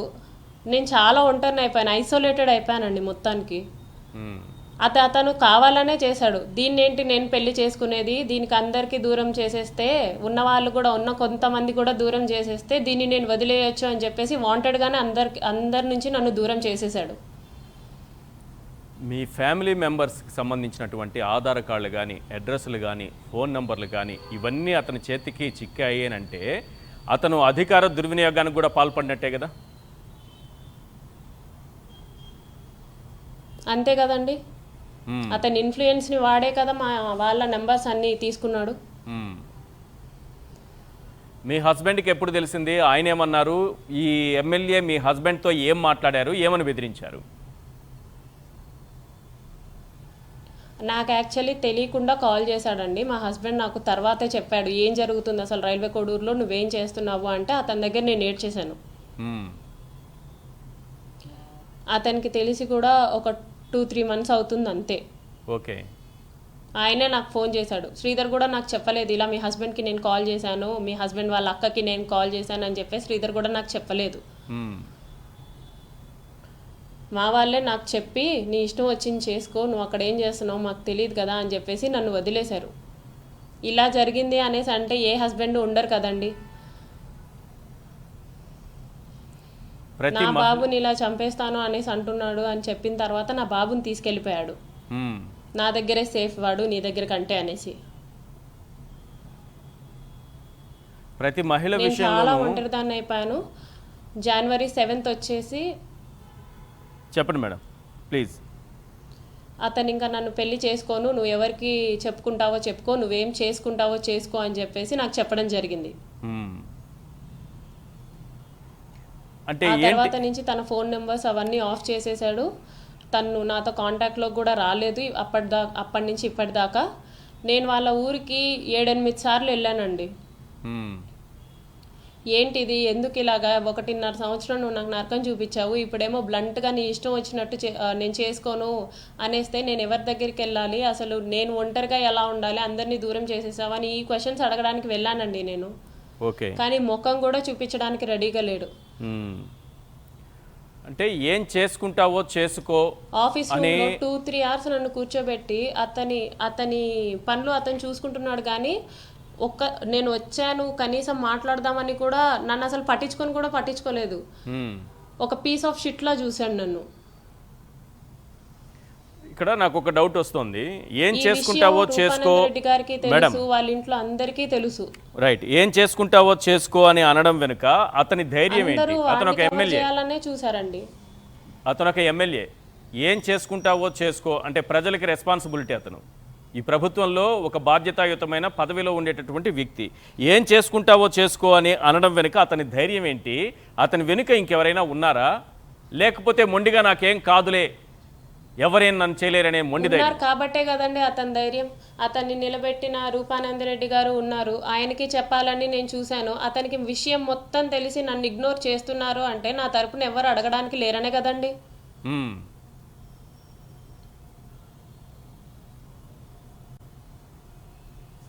ఇప్పుడు మీ బాబు ఎవరి దగ్గర ఉన్నారండి? మీ దగ్గర ఉన్నారా, మీ హస్బెండ్ దగ్గర ఉన్నాడా? మా హస్బెండ్ దగ్గర ఉన్నాడండి. తర్వాత లాస్ట్ కాంటాక్ట్ ఎప్పుడు మీకు అరవ శ్రీధర్ గారితో? January 7th మార్నింగ్ 10 o'clockకి ఈ గొడవ అంతా జరిగి నీ ఇష్టం వచ్చింది చేసుకో అని చెప్పేసి 2 ఫోన్లు ఆఫ్ చేసేసుకొని తన 2 నెంబర్స్ ఆఫ్ చేసేసుకొని ఉన్నాడు. లాస్ట్ కాన్వర్జేషన్ ఏంటి మీ మధ్య? ఏం జరిగింది చెప్పండి. లాస్ట్ కాన్వర్జేషన్ ఏం లేదండి. నేను నిన్ను పెళ్లి చేసుకోవడం కుదరదు, సెకండ్ ఆప్షన్ చెప్పు అనేసి అన్నాడు. సెకండ్ ఆప్షన్ ఏం మాట్లాడుతున్నావు, నేను నీకు అలా కనిపిస్తున్నానా, సెకండ్ ఆప్షన్ తీసుకునే దానిలో కనిపిస్తున్నానా, నేను ఏమైనా కీప్ అనుకుంటున్నావా అనేసి నేను వాదిచ్చాను అనమాట. ఓకే. పెళ్ళి అని చెప్పావు కాబట్టి ఇన్ని అబార్షన్స్ చేయించుకున్నాను, నువ్వు ఎంత టార్చర్ చేసినా సరే, నువ్వు వాళ్ళందరినీ దూరం చేసినా సరే నేను అలా భరిస్తూ వచ్చాను. ప్లస్ మీ వాళ్ళు కూడా రెడీగా లేరు నా మాట వినడానికి, నువ్వే మంచోడు అంట, నేనే చెడ్డదాన్నంట అనేసి ఆ రకంగా మాట్లాడుతూ ఉన్నారు. నువ్వు ఇప్పుడు ఇలా అంటే ఏమనుకుంటున్నావు, సెకండ్ ఆప్షన్ అంటే వాట్ డూ యూ మీన్ అనేసి నేను అడిగాను. సెకండ్ ఆప్షన్ లేదు, ఏం లేదు, నేను నిన్ను పెళ్లి చేసుకోను, ఇంకా నీతో మాట్లాడను, నువ్వేం చేసుకుంటే అది చేసుకో, ఏం చేస్తావో నేను కూడా చూస్తాను, నేనేం చేయాలో నాకు కూడా తెలుసు అనేసి అన్నాడు అతను.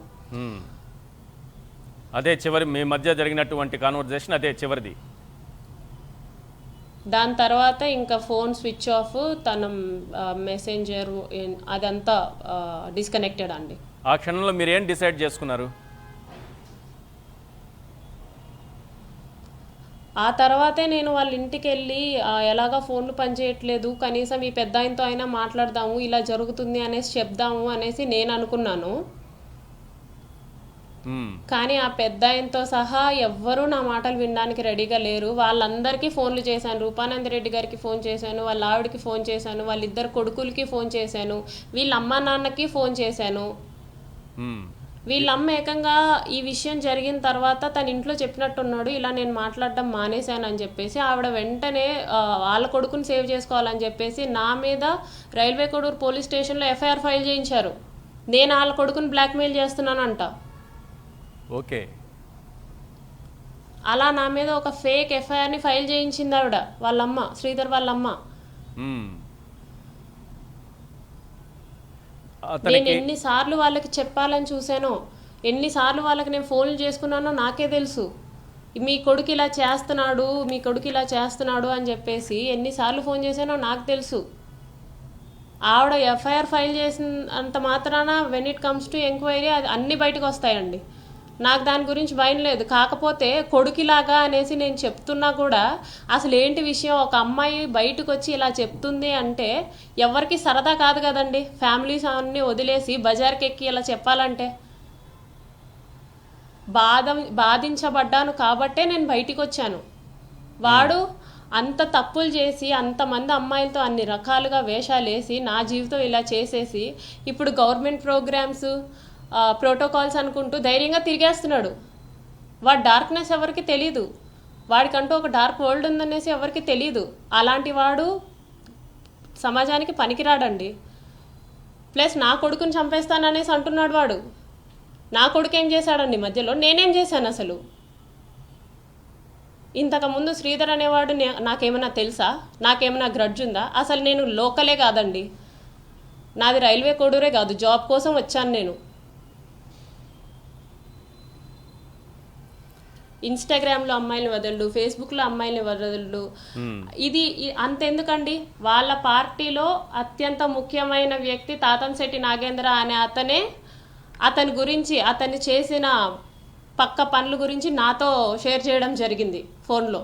ఆ రికార్డింగ్ నా దగ్గర ఉంది. 36 minutes ఆఫ్ రికార్డింగ్ నా దగ్గర ఉంది, అతను ఏమేం చెప్పాడో. సో తనకు టికెట్ రావడానికి, తన ఎమ్మెల్యే కావడానికి సహకరించిన వ్యక్తులు ఫ్యామిలీ పట్ల కూడా ఇంతే చేస్తే వాళ్ళని కూడా వదలకుండా ఇలాగే చాట్ చేశాడంట. ఆ కంప్లైంట్ తాతంశెట్టి నాగేంద్ర గారి దగ్గర దాకా వచ్చిందంట. ఆయన పార్టీ కదా అని చెప్పేసి కవర్ చేసుకున్నాడంట. సో మీ విషయంలోనే కాదు, స్వయంగా తనే నాకు ఫోన్ చేసి చెప్పాడండి. మీ విషయంలోనే కాదు, తన అభ్యున్నతికి, తనకు టికెట్ రావడానికి, ఎమ్మెల్యే కావడానికి సహకరించినటువంటి వారి ఫ్యామిలీ మెంబర్స్ని కూడా ఈ రకంగానే చూస్తాడు, ఈ రకంగానే మాట్లాడతాడు. సేవ్ చేసుకుందామనే చూశారు కానీ అవతల ఒక అమ్మాయి అని మాత్రం ఎవ్వరూ పట్టించుకోలేదు. వాళ్ళ మదర్ గురించి చెప్పారు. టోటల్గా వాళ్ళ ఫ్యామిలీ మెంబర్స్ అందరూ కూడా అతనికే సపోర్ట్ చేస్తున్నారా? అతనికే సపోర్ట్ చేస్తారండి, అతనికే సపోర్ట్ చేశారు కూడా. నేను ఇప్పుడు కాదు, ఈ 1.5 సంవత్సరం నువ్వు ఎందుకు అంత బాధను అనుభవించావు అనేసి మీరు నన్ను అడగచ్చు. ఈ 1.5 సంవత్సరం నేనేం ఖాళీగా లేను. ప్రతి ఒక్కరికి చెప్పాను, వీడు ఇలాంటి వాడు, వీడు ఇలాంటి వాడు అని చెప్పేసి. ఎవరైనా ఏదైనా అదుపు చేస్తారని వాడిని సేవ్ చేసుకుంటే వాడు వచ్చి మళ్ళీ నన్నే కొట్టేవాడు, నన్నే తిట్టేవాడు. నా ఫ్యామిలీని, నా తండ్రిని బూతులు తిట్టేవాడు. మా ఫాదర్ లేరు, చచ్చిపోయిన ఆయన కూడా బూతులు తిట్టేవాడు. వాళ్ళ వైఫ్ అండ్ చిల్డ్రన్ వాళ్ళ దృష్టికి ఈ విషయాన్ని తీసుకెళ్లారా మీరు? ఎవరి వైఫ్ అండి? ఈ అరవ శ్రీధర్. అరవ శ్రీధర్కి పెళ్లి కాలేదు. అరవ శ్రీధర్కి పెళ్లి కాలేదు. పెళ్లి కాలేదు, హీఈస్ అన్మ్యారీడ్. ఓకే. అయినా పేరెంట్స్ ఉన్నారు, పేరెంట్స్ ఉన్నా సరే ఒక అమ్మాయికి ఇంత అన్యాయం జరుగుతూ ఉంటే వాళ్ళు కూడా అతనికి సపోర్ట్ చేస్తున్నారు కదండి. వాళ్ళ ఇంట్లో కూడా ఒక చెల్లి ఉంది, హీ హ్యాస్ ఎ సిస్టర్. మరి అతను అన్మ్యారీడ్ అంటున్నారు, మీతో ఇంత క్లోజ్గా మూవ్ అయ్యాడు, మీకు మ్యారేజ్ చేసుకుంటానన్నాడా, మిమ్మల్ని ఏ విధంగా లొంగ తీసుకున్నాడో, బెదిరించాడో, మభ్యపెట్టాడో, ఏదో చేశాడు. పెళ్లి చేసుకోవడానికి అతనికి ఉన్నటువంటి అభ్యంతరం ఏంటి? ఎందుకు పెళ్ళి అంటే కాదంటున్నాడు ఇప్పుడు? నాకు తెలియదండి, నాకు తెలియదు, ఇప్పటికీ ఆ విషయం నాకు తెలియదు. అది అడగడానికే నేను వెళ్ళాను చాలాసార్లు వాళ్ళ ఊరికి. మ్మ్. మొన్నటిదాకా ఒక రకంగా ఉండి నన్ను అందరికీ దూరం చేసేసి ఇప్పుడు పెళ్లి చేసుకొని అంటావేంటి? అలాంటప్పుడు నాతో ఎందుకు ఇన్ని రోజులు ఉన్నావు? అసలు అవసరం ఏంటి? నేను కాదు, వేరే చాలా మంది అమ్మాయిలు ఉంటారు కదా, నీకు సెక్షువల్ సాటిస్ఫాక్షనే కావాలి అంటే. మ్మ్. అది అడగడానికే వెళ్ళాను, but no one responded to me. ఇప్పుడు మీరు బయట వచ్చారు, సో ఓపెన్గా అన్నీ చెప్తున్నారు, అతని క్యారెక్టర్ ఏంటో చెప్తున్నారు. ఇలాంటి విక్టిమ్స్ ఇంకా మరికొంతమంది బయటకు వచ్చే అవకాశాలు ఉన్నాయనుకుంటున్నారా?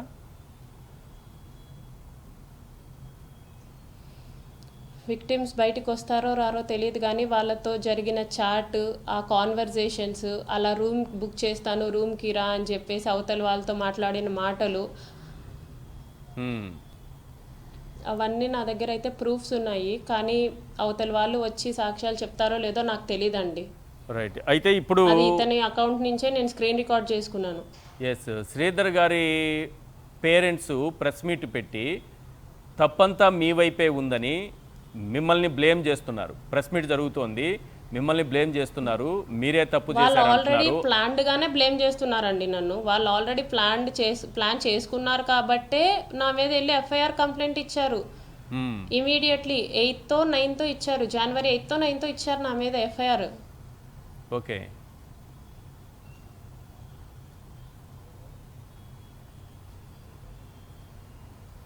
సో శ్రీధర్ చూసినా, వాళ్ళ ఫ్యామిలీ మెంబర్స్ చూసినా, ఎవరు చూసినా అందరూ ఒకే రకంగా ఉన్నారు. అందరూ ఒకే రకంగా ఉన్నారు. ఎన్నిసార్లు కాల్ చేశానో నా దగ్గర కూడా అన్ని కాల్ లాగ్ ఉంది. Every single person related to him I approached them. ఇప్పుడు అతను అన్మ్యారీడ్ అంటున్నారు, ఒక అమ్మాయికి అన్యాయం చేశారు, అందులో పెళ్ళైనటువంటి మహిళ పట్ల అనుచితంగా ప్రవర్తించాడు. ఈ విధంగా చేసిన తర్వాత ఒక మహిళగా వాళ్ళ మదర్ కానీ, వాళ్ళ కుటుంబ సభ్యులు, వాళ్ళ పేరెంట్స్ కాకుండా మిగతా వాళ్ళు ఉంటారు కదా, ఫ్యామిలీ మెంబర్స్ ఉంటారు కదా, అందులో కూడా మహిళలు ఉంటారు కదా, వాళ్ళెవరు మీకు సపోర్ట్ చేయలేదా ఒక మహిళకి ఇంత అన్యాయం జరుగుతోందని? ఎవ్వరూ సపోర్ట్ చేయలేదండి. వాళ్ళ బాస్ రూపానంద రెడ్డి గారికి చెప్పాను, ఓకే, వాళ్ళ వైఫ్కి చెప్పాను, రూపానంద రెడ్డి గారి వైఫ్కి చెప్పాను, వాళ్ళిద్దరి కొడుకులకి చెప్పాను. ఇతన్ని కన్విన్స్ చేస్తారా అనుకుంటే ఇతన్ని సేవ్ చేసుకున్నారండి ఓకే. పార్టీ కోసం. లేకపోతే వాళ్ళకి ఇతనికి సంబంధం లేదు. మీరు ఎప్పుడైనా జనసేన అధినేత పవన్ కళ్యాణ్ గారి దృష్టికి తీసుకెళ్లాలనే ఆలోచన చేశారా? ప్రయత్నం ఏమైనా చేశారా? కలిశారా? పవన్ కళ్యాణ్ గారి దృష్టికి కూడా తీసుకెళ్ళాలి అని చెప్పేసి పవన్ కళ్యాణ్ గారి ఓఎస్డి అంట తాళ్ళూరి రామ్ అని చెప్పేసి అతనికి నేను స్వయంగా కన్వే చేశాను ఈ విషయం. అతని నెంబర్ తీసుకొని అతను కూడా రెస్పాండ్ అయ్యాడు. What type of issue is it అని చెప్పేసి తను రెస్పాండ్ అయ్యాడు. When he responded I conveyed the issue, total issue through text. Okay. Pawan Kalyan వరకు చేరింది అనుకుంటున్నారా? పవన్ కళ్యాణ్ వరకు చేరింది.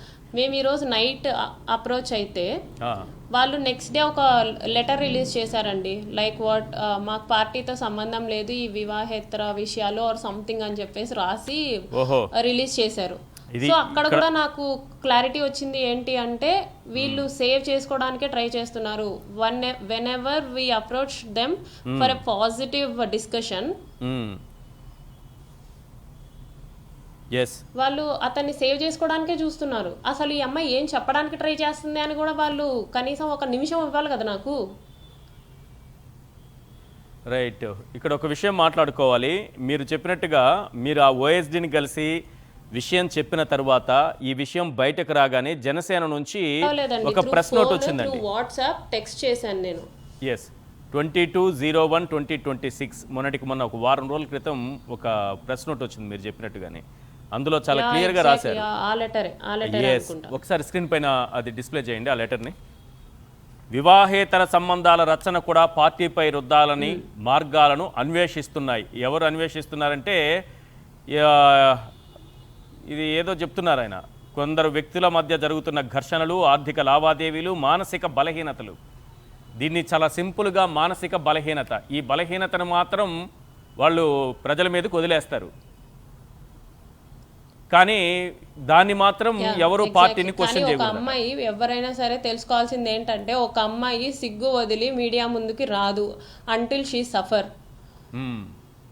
ఒక బ్రూటల్ సఫర్ జరిగిన తర్వాతే నేను వచ్చాను. అవును, కానీ నిజానికి పవన్ కళ్యాణ్ గారి వరకు ఈ ఇష్యూ చేరి ఉంటుందా? మీ సమస్య చేరి ఉంటుందా? నిజంగా చేరిందా లేదా?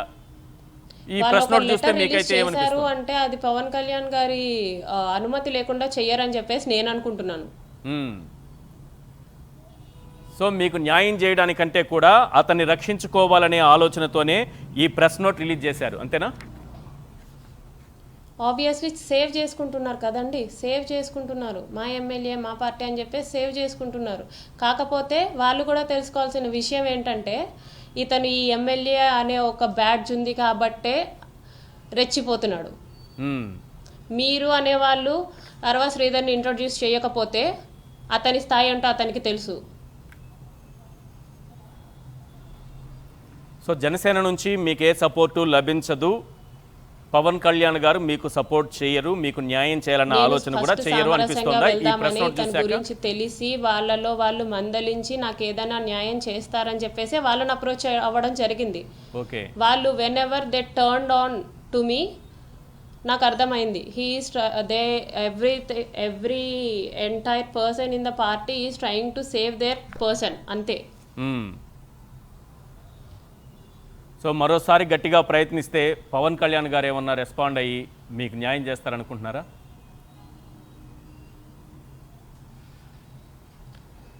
నాకు అంత అవసరం కూడా లేదండి ఇప్పుడు.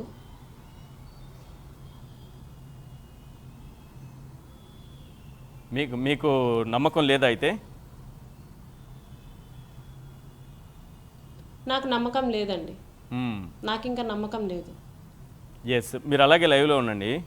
నాగమల్లేశ్వరి గారు, ఇది ఆల్రెడీ పవన్ కళ్యాణ్ గారి దృష్టికి తీసుకెళ్ళడానికి వాళ్ళ ఓఎస్డీకి మొత్తం సమాచారాన్ని అందిస్తే మనం మధ్యాహ్నం కూడా డిస్కస్ చేశాం. ఇది ప్రపంచ చరిత్రలో ఏ రాజకీయ పార్టీ రిలీజ్ చేయనటువంటి ప్రెస్ నోట్ ఇది. ఇప్పటి వరకు లేదు, పొలిటికల్ హిస్టరీలోనే లేదు.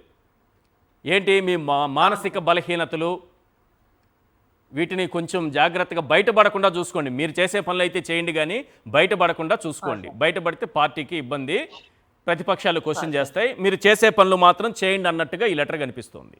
దీని ఉద్దేశం అదే అన్నది ఇప్పుడు అర్థమవుతోంది. అవును సార్, మీకు వీక్షకులకి అందరికీ నమస్కారాలు సార్. ఫస్ట్ ఆఫ్ ఆల్ బాధితురాలు ఎవరైతే ఉన్నారో నిజంగా మీకు హ్యాట్స్ ఆఫ్ అమ్మ. అసలు ఎంత అమ్మాయి చెప్తుంటే ఎంత స్ట్రగుల్ అనుభవించింది అని అనేది చాలా చాలా క్లారిటీగా అర్థమవుతుంది సార్.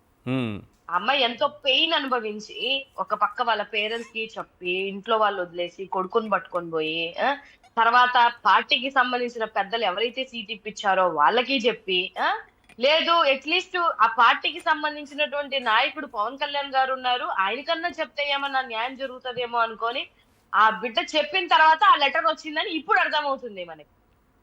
జనరల్ గా ఆ లెటర్ వచ్చిన రోజు అందరం ఏమనుకున్నామంటే సార్, అసలు ఎందుకు ఈ లెటర్ సడన్ గా ఇది రిలీజ్ చేయడం ఏంటి, దేనికి సంబంధించిందని అందరం ఆశ్చర్యపోయాం. కానీ దాని వెనకాతల ఉన్నటువంటి పిట్టకథ ఇదే అని అర్థమవుతుంది. అంటే ఇలాగా ఎంతమంది ఆడబిడ్డల యొక్క బతుకులు నాశనం చేద్దామని అనుకుంటున్నారు సార్. వాడి బిహేవియర్ అమ్మాయి చెప్తుంటే నిజంగా భయం వేస్తుంది. 6 గంటలు నువ్వు ఒక అసెంబ్లీకి సంబంధించిన ఎమ్మెల్యేవి వాళ్ళ ఇంటి ముందు డోర్లు కొడుతుంటే ఒక చిన్న 3 years చిన్న బిడ్డను వేసుకొని అమ్మాయి ఎంత సఫర్ అయింటది sir. It's not a simple thing. ఇప్పుడు ఏదో వచ్చేసి చెప్పేసినంత ఈజీ కాదు ఆ టైంలో అది ఫేస్ చేయడానికి. న్యాయం జరుగుతుందని ఆ అమ్మాయి నిజంగా ఒక హోప్ తోటి ఇవాళ అమ్మాయి కోసం అమ్మాయి స్టాండ్ అయింది. ఇవాళ జరిగినటువంటి అన్యాయం అమ్మాయి చూస్తే అన్ని విధాలుగా నష్టపోయింది. ఇవాళ జనాలు కూడా ఆలోచించాలి. ఇప్పుడు ఏ అమ్మాయి బయటకు వచ్చి చెప్పుకోదు, ఏ అమ్మాయి ఇంత జరిగిందని చెప్పేసి అమ్మాయి 1 to 1 చెప్తుంది ప్రతి ఒక్కటి. ఎందుకంటే అమ్మాయి అంత సఫర్ అయింది, నాలాగా ఇంకెవరు సఫర్ అవ్వకూడదు అనే ఒక ఉద్దేశంతో ఆ అమ్మాయి ఇవాళ బయటకు వచ్చినటువంటి విషయం సార్. నిజంగా అమ్మాయి జీవితం స్పాయిల్ అయిపోయింది కదా. ఇప్పుడు భర్త లేరు, కొడుకు లేరు, ఇప్పుడు ఇలా మీడియాకి వస్తే సమాజం ఆ అమ్మాయికి అండగా ఉండదు. మరి ఇప్పుడు వాళ్ళ పేరెంట్స్ ఏమని పెడుతున్నారు ప్రెస్ మీట్ నాకు తెలియక అడుగుతాను సార్. మీరు ఇప్పుడే అన్నారు కదా, ఏం పెడతారమ్మా? మీరు కూడా ఒక ఈ తల్లిదండ్రులే అమ్మాయిదే కదా. తప్పు, మీ ఇంట్లో కూడా- ఈ అమ్మాయిదే తప్పు, ఈమెదే తప్పు అని బ్లేమ్ చేస్తున్నారు. ఈమె ఏదో అవును సార్, చేసింది వాళ్ళ ఇంట్లో కూడా ఒక ఉద్దేశపూర్వకంగానే ఆడబిడ్డ ఉంది అంటున్నారు. కదా, వాళ్ళ ఇంట్లో కూడా ఒక ఆడబిడ్డ ఉంది కదా. అమ్మాయి ఏం నోటి మాటలతో ఏం లెక్కలు చెప్పట్లేదు కదా, ప్రతి ఒక్కటి ప్రూఫ్ చూపిస్తుంది కదా, ప్రతి ఒక్కటి రికార్డింగ్ చూపిస్తుంది కదా. ఏం చెప్తారు ఇంకా? నీ కొడుకు ఆ వీడియోలు చేయలేదని చెప్తావా అమ్మా? ఇది పాయింట్. నువ్వు తల్లివే కదా. కాదు, నువ్వు తల్లివే కదా, నువ్వు కూడా బిడ్డల్ని కన్నావు కదా. ఒక చిన్న బిడ్డని 3 years బిడ్డ ముందు ఆ తల్లిని కొడితే వాడు ఎన్నిసార్లు ఏడ్చింటాడో తెలీదా నీకు? ఇప్పుడు నువ్వు బయటకు వచ్చి ఏం చెప్తున్నావు? నా కొడుకు వీడియో కాదు, ఇది ఫేక్ వీడియో, లేకపోతే ఏ వీడియో అని చెప్పుకోవడానికి వచ్చావా నువ్వు బయటికి? ఆ అమ్మాయి చూపిస్తున్నటువంటి చాటింగ్ ఏం చెప్పడానికి వస్తున్నావు? ఇది నా కొడుకుది కాదు ఈ చాటింగ్, వేరే వాళ్ళు చేశారని చెప్పడానికి వస్తున్నావా ఏంటి? తప్పు చేస్తే సార్, ఎవరైనా కూడా ఒక ఆడబిడ్డని నిజంగా అమ్మాయి ఇతనికి పెళ్లి కాలేదు కాబట్టి పెళ్లి చేసుకుంటాను అన్నాడు కాబట్టి నిజమే నమ్మింది, గొర్రెలాగా నమ్మింది. అమ్మాయి చదువుకున్నా కూడా నమ్మి మోసపోయింది. నమ్మి మోసపోయి సమాజంలో వచ్చి చెప్పుకుంటున్నప్పుడు ఒక తల్లి అయినా ఎవరైనా అమ్మాయి వైపు మాట్లాడాలి. కానీ ఇవాళ ఏం ఉద్ధరించడానికి మీరు ప్రెస్ మీట్ లో కూర్చున్నారు? వాళ్ళ పేరెంట్స్ ఆ బాధితురాల్ని బ్లేమ్ చేయొచ్చు, లేనిపోని ఆరోపణలు ఆమె పైన చేయొచ్చు, అపవాదులన్నీ ఆమె పైనే వేయొచ్చు, అన్నీ చేయొచ్చు. కానీ అతని వీడియోస్ చూస్తుంటే ఏం అర్థం అవుతుంది? అతని క్యారెక్టర్ తెలియట్లేదా వీళ్ళకి? కాదు సార్, వాడు అసలు ఎమ్మెల్యేనా ఏంది సార్? అసలు దరిద్రం ఇందాక నుంచి మేము పొద్దు నుంచి చూడలేక చచ్చిపోతున్నాం ఆ దరిద్రాన్ని. ఎమ్మెల్యేనా ఇంకేమన్నానా? ఎంత ధైర్యంగా ఆ పిల్లని కారులో తీసుకొని వెళ్ళి, ఇప్పుడు ఏ ఎమ్మెల్యేనా ఒక ఎమ్మెల్యే, ఒక పిఏ, ఒక సెక్యూరిటీ ఏదో ఒకటి ఉంటది కదా, ఎంత నీట్ గా స్కెచ్ చేసి ఆ పిల్లని తీసుకెళ్ళాడు సార్ అక్కడికి. ఉంటాయి కదా వీడియోలు, అమ్మాయి వాళ్ళ ఇంటికాడ నుంచి సీసీ కెమెరాలు ఉంటే తీమాలండి, అన్ని బయటికి తెలిసిపోతుంది. నీ కొడుకో కాదో, వాళ్ళ ఇంటి డోర్ దగ్గర నీ కొడుకు నిల్చున్నాడో లేదో తెలిసిపోతుంది కదా. ఇవాళ చెప్పాలా అది? లేకపోతే అది మొన్న అంటున్నాడు కదా ఆడియో ఫంక్షన్ లో, ఆంధ్రప్రదేశ్ సేఫ్ ఫ్యాన్స్ అని. ఏ సేఫ్ ఫ్యాన్స్ అయ్యా? ఏ సేఫ్ ఫ్యాన్స్ లో ఉంది? ఇవాళ జనాల్లో నుంచి కాదు, ఎమ్మెల్యేల నుంచి, మంత్రుల నుంచి ఆడాలను కాపాడుకోలేక సావాల్సి వస్తుంది. మేము ఆంధ్రప్రదేశ్ ని మేము ప్రొటెక్ట్ చేసుకోలేక చచ్చిపోతున్నాం. ఆ సాయి ధర్మత్ అయితే ఏదో ఉన్నాడు ఆయన, ఏంది ఆయన? ఇదే సేఫ్ ఫ్యాన్స్? ఇట్లనా ఆడపిల్లల్ని జీవితాలు నాశనం చేసేది? మన ఇంట్లో ఆడబిడ్డలు లేరా? నిజంగా సార్, ఈ మహిళకైతే చాలా ప్రొటెక్షన్ అయితే అవసరం అమ్మా. నువ్వు జాగ్రత్తగా ఉండు తల్లి. డెఫినెట్ గా మేము అందరం తోడుగా ఉంటాము. ఎందుకంటే వాళ్ళ యొక్క ఆలోచన విధానం, వాడి యొక్క క్రూయల్ మైండ్ చూస్తుంటే ఎంతకన్నా ఏం చేయడానికైనా తెగించినటువంటి వ్యక్తిలాగే అనిపిస్తున్నారు సార్. ఇవాళ నిజంగా పవన్ కళ్యాణ్ గారికి చెప్తున్నా, నిజంగా నీ పార్టీకి సంబంధించినటువంటి ఒక వ్యక్తి తప్పు చేశాడన్నా కూడా, ఆ అమ్మాయి అంటున్నటువంటి విషయం ఏంటంటే నాకు నమ్మకం లేదంటుంది అమ్మాయి సింపుల్ గా. ఎందుకంటే వాళ్ళ వల్ల ఆ అమ్మాయికి న్యాయం జరుగుతుందేమో అని చెప్పేసి వాళ్ళ OSD కి మెసేజ్ చేస్తే వెంటనే లెటర్ రిలీజ్ చేశారు. ఇప్పుడు ఎమ్మెల్యే కావాలా, లేకపోతే ఒక ఆడపిల్ల కావాలనంటే ఎమ్మెల్యేనే కావాలి వాళ్ళకి. వాళ్ళు ప్రొటెక్ట్ చేసుకుంటా ఈ అమ్మాయికి న్యాయం చేస్తారా సార్? ఇందాక నుంచి మీరు న్యాయం జరుగుతుందని పవన్ కళ్యాణ్ గారికి మాత్రం జేజేలు చెప్పాల్సిందే మేడం. పవన్ కళ్యాణ్ గారికి జేజేలు చెప్పాల్సిందే. కోట వినుత గారి విషయంలో ఆయన ప్రవర్తించినటువంటి విధానం, ఆయన తీసుకున్నటువంటి డెసిషన్స్ ఏమైందో తెలుసు మనకి. ఒక ఆడపిల్ల విషయంలో, తిరుపతి లక్ష్మి విషయంలో ఏం చేశారో మనకు తెలుసు. సుగాలి ప్రీతి విషయంలో ఏం చేశారు? ఫస్ట్ కేసు నాది అదే అని చెప్పారు. సుగాలి ప్రీతి విషయంలో, ఈ రోజు అరవ శ్రీధర్ బాధితురాల విషయంలో నాకు తెలిసి ఇలాంటి ప్రెస్ నోట్లు రిలీజ్ చేసి ఎంత దుర్మార్గంగా ఒక రాజకీయ పార్టీ రిలీజ్ చేయాల్సినటువంటి ప్రెస్ నోట్ ఇది. అవును సార్, వాళ్ళని సేఫ్ గా కాపాడుకోవడానికి యథా రాజా తదా ప్రజ, యథా రాజా తదా ఎమ్మెల్యేలు తదా మంత్రులు, ఇంకేంటిది? అందుకని సేఫ్ గా ఉండడానికి ముందుగా సేఫ్ గా. ఈ విషయం మనకి ఇప్పుడు వరకు తెలుసా? మనం ఆ రోజు అందుకు అనుకున్నాం. అవును, అసలు ఈ సస్పెన్స్ కి ఇది ఒక పెద్ద సస్పెన్స్ గా మారింది. కరెక్ట్. ఈ ప్రెస్ నోట్ వచ్చినప్పుడు ఏపీ పాలిటిక్స్ లో ఒక సస్పెన్స్ ఉండేది. అసలు ఏంటి ప్రెస్ నోట్, ఎందుకు రిలీజ్ చేశారు? మానసిక బలహీనతలు ఉంటాయి మీకు, ఎమ్మెల్యేలకో నాయకులకో, కొంచెం దాన్ని బయటపడకుండా జాగ్రత్తగా మీరు మేనేజ్ చేసుకోండి. మీరు పైగా వివాహేతర సంబంధాలు బయటపడకుండా చూసుకోండి. తప్పు చేయకండ్రా నాయన, ఒక అత్యున్నతమైనటువంటి పదవుల్లో మనం ఉన్నాము, జాగ్రత్తగా ఉండడం అని చెప్పడం. ఇదే రాజకీయ పార్టీ, మనం నడిపే రాజకీయ పార్టీ. దాచుకోండి, మానసిక రుగ్మతలు ఉంటే దాచుకోండి, శారీరక సంబంధాలు ఉంటే దాచుకోండి, దందాలు ప్రైవేట్ సెటిల్మెంట్లు చెయ్యండి, కానీ జాగ్రత్తగా బయటికి రాకుండా చెయ్యండి. ఇట్లాంటి మరి పార్టీని నేనైతే ఎక్కడ చూడలేదు సార్. ఒక చిన్న బ్రేక్ తీసుకుందాం మేడం. న్యాయం జరగాలి. ఒక కీలకమైనటువంటి విషయాన్ని మనం మాట్లాడుకోవాలి. 22వ తారీఖున జనసేన పార్టీ ఒక ప్రకటన రిలీజ్ చేసింది, ప్రెస్ నోట్ రిలీజ్ చేసింది. ఆ ప్రెస్ నోట్ చూసినప్పుడు ఎవరికి అర్థం కాలేదు ఎందుకు ఇలాంటి ప్రెస్ నోట్ వచ్చింది ఈ పార్టీ నుంచి, ఏం జరుగుతోందని. ఆల్రెడీ ఈ అమ్మాయి బాధితురాలు పవన్ కళ్యాణ్ ఓఎస్డీకి సమాచారం ఇవ్వడము, ఆ సమాచారం పవన్ కళ్యాణ్ గారికి చేరడంతో ఈ విషయం బయటకు రాకముందే మీకు నాకు తెలీదు, చాలా ఆసక్తికరంగా ఉంది అంటే ప్రతి ఒక్కరూ చదువుకున్నారు.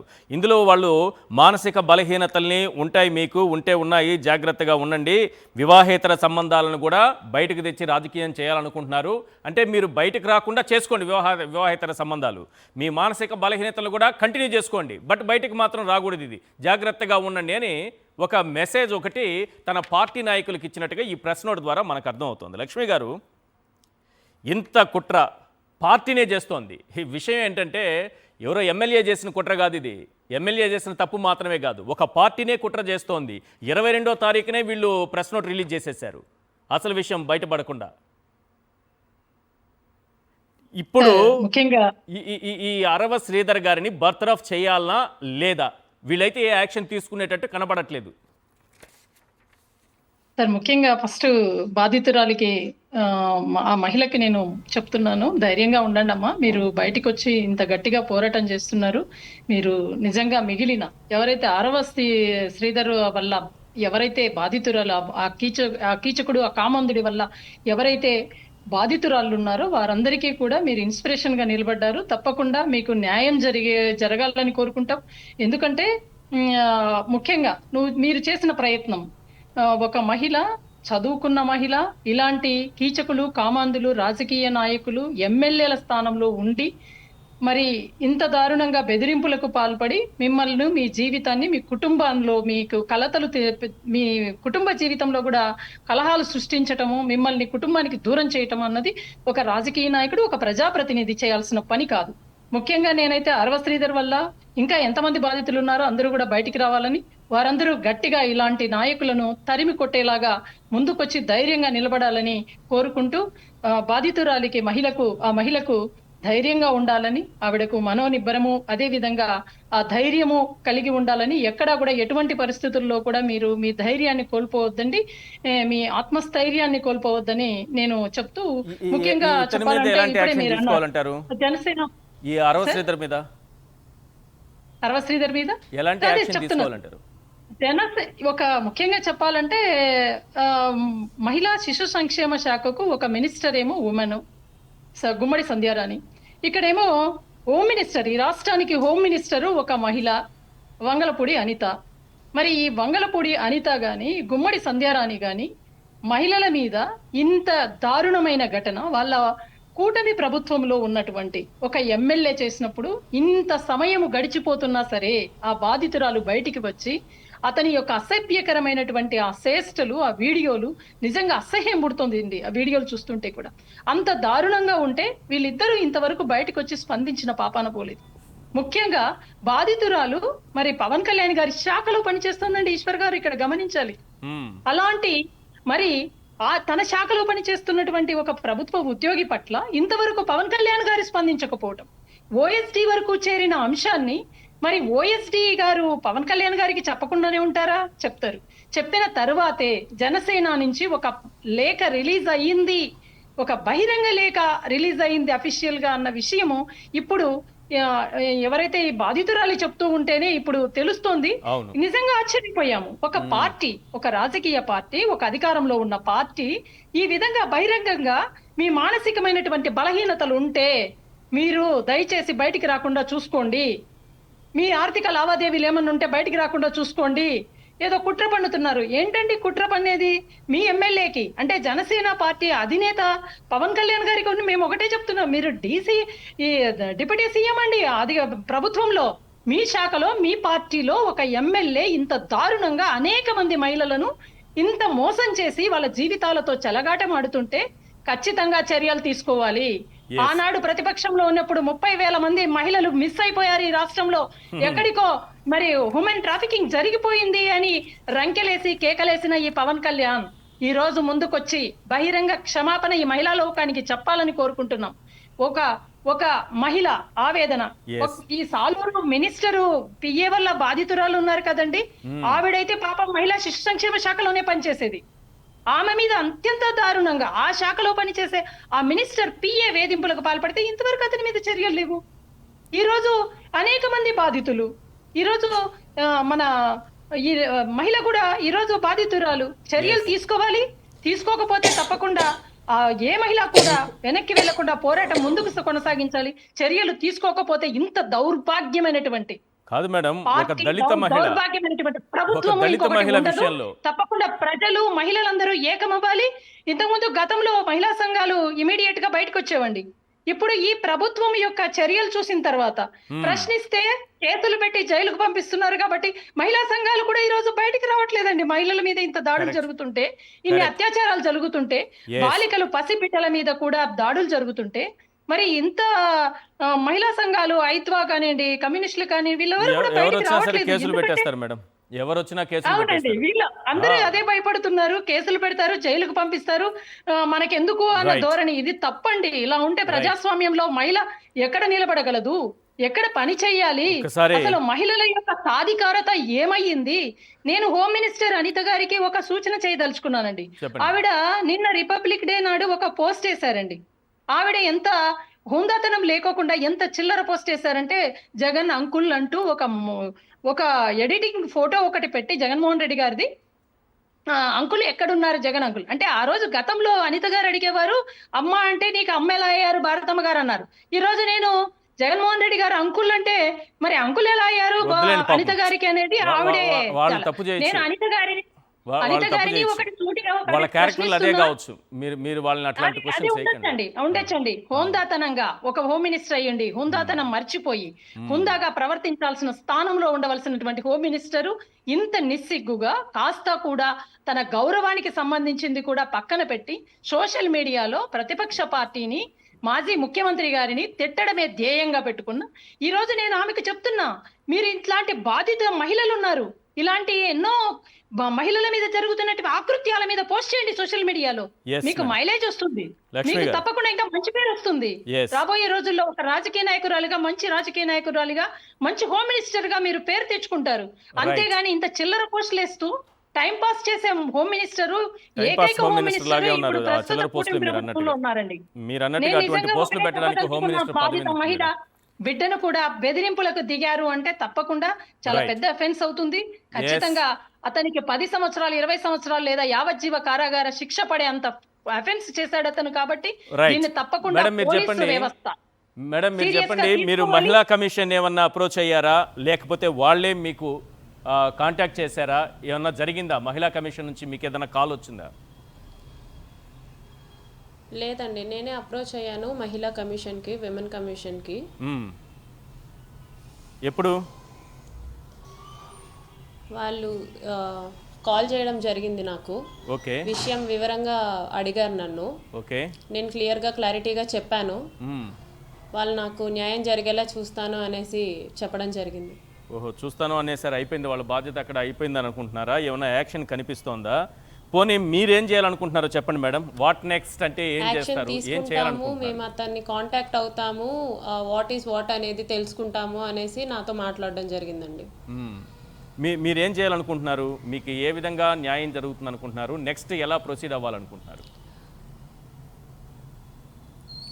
నేను లీగల్గానే వెళ్దాం అనుకుంటున్నానండి అతని మీద. అతను చేసిన పనులన్నీ నేను లీగల్గానే వెళ్దాం అనుకుంటున్నాను. నేను ఒక మంచి లాయర్ని అప్రోచ్ అయ్యాను. వాళ్ళని కలవాలి. ఓకే. సూన్ కలుస్తాను, రేపు కానీ ఎల్లుండి కానీ కలుస్తాను, విషయం వివరిస్తాను. నేను ఆల్రెడీ డీజీపీ గారికి లెటర్ పెట్టానండి, ఇది విషయం అని చెప్పేసి, నాకు ఇలా జరిగిందని చెప్పేసి డీజీపీ గారికి లెటర్ పెట్టాను. రెస్పాండ్ అయ్యారా? డీజీపీ ఆఫీస్ నుంచి మీకు ఏమన్నా రిప్లై వచ్చిందా? లేదండి, ఇంకా రెస్పాండ్ అవ్వలేదు, ఇంకా రెస్పాన్స్ ఏం రాలేదు. ఓకే. సో దీనికి సంబంధించిన లీగల్ ప్రాసెస్ అంతా మేము ఒక మంచి లాయర్ని అప్రోచ్ అయ్యాము. వాళ్ళని కలిసి మీరు ఎంత మంచి లాయర్ని పెట్టుకున్నా మీ దగ్గర ఎంతో కొంత ఇప్పుడు కోర్టులు ఏం చేస్తాయి, దానికి కావాల్సినటువంటి ఆధారాలు చూపించమంటాయి, దానికి కావాల్సినటువంటి ఎవిడెన్స్ చూపించమంటారు. ఆ ప్రూఫ్స్ ఏమన్నా కావాలంటారు. మీ దగ్గర అలాంటి ఎవిడెన్స్ ఏమన్నా ఉందా? నాకు అర్థం మీరు కాలేదు. చెప్పే ప్రతి మాటకు ఎవిడెన్స్ ఉందా?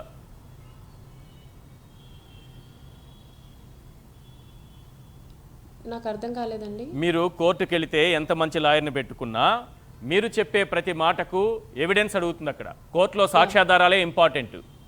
సో మీ దగ్గర ఇప్పుడు మీరు చెప్పినటువంటి అంశాలకు సంబంధించినటువంటి ఎవిడెన్స్ ఉందా అంటున్నా. I'm not spilling the beans అండి. Okay, everything, every call record ఉంది, ఎవ్రీ చాట్ ఉంది, ఎవ్రీ వీడియో కాల్ ఉంది, స్క్రీన్ రికార్డ్ ఉంది. అతను వేరే వేరే అమ్మాయిల్ని ఎలా ఎలా హింసించేవాడో ఆ రికార్డింగ్స్ ఉన్నాయి నా దగ్గర. ఓకే, బయటకి వెళ్తే అతను నాతో ఎలా ప్రవర్తించేవాడో నేను వీడియో తీయడం జరిగింది. అవన్నీ కూడా సబ్మిట్ చేస్తాను. ఓకే. ఇప్పుడు ఇక్కడ చూస్తున్నటువంటి మేము చూపిస్తున్నటువంటి వీడియోస్ కాకుండా ఇంకా ఉన్నాయా? చాలా ఉన్నాయండి, అలాంటివి చాలా ఉన్నాయి. మ్మ్. ఇదేం ఒకటి కాదు.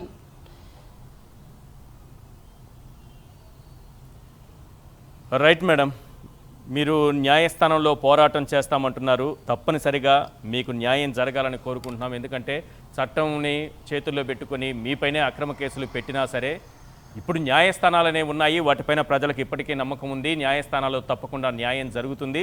సో దానికి మీరు అప్రోచ్ అవుతున్నటువంటి విధానం చూస్తుంటే ప్రతిదానికి ఒక ఎవిడెన్స్ ఉంది. లీగల్ గా ప్రొసీడ్ అవుదాం అనుకుంటున్నానండి. Yes, good. లీగల్గా ప్రొసీడ్ అవుదాం అనుకుంటున్నారు. న్యాయస్థానంలో మీకు న్యాయం జరగాలని కోరుకుంటున్నాను. థ్యాంక్ యూ అండి, ఇవాల్టి చర్చలో మీరు జాయిన్ అయినందుకు. అలాగే అత్యంత ప్రధానమైనటువంటి అంశం, ఇంత జరుగుతూ ఉంటే లోపల పార్టీకి అన్నీ తెలిసి, పవన్ కళ్యాణ్ గారికి అన్నీ తెలిసి సర్వదా అప్రమత్తంగా ఉందాం అంటూ పవన్ కళ్యాణ్ గారి పేరు మీద ఒక ప్రెస్ నోట్ రిలీజ్ చేసి, ఈ పొలిటికల్ హిస్టరీలో ఇటువంటి దుర్మార్గపు ప్రెస్ నోట్ ఏ పార్టీ కూడా రిలీజ్ చేయలేదు గతంలో. దీని వెనుక ఏం జరిగిందనేది ఈరోజు వాస్తవాలతో సహా బయటపడింది.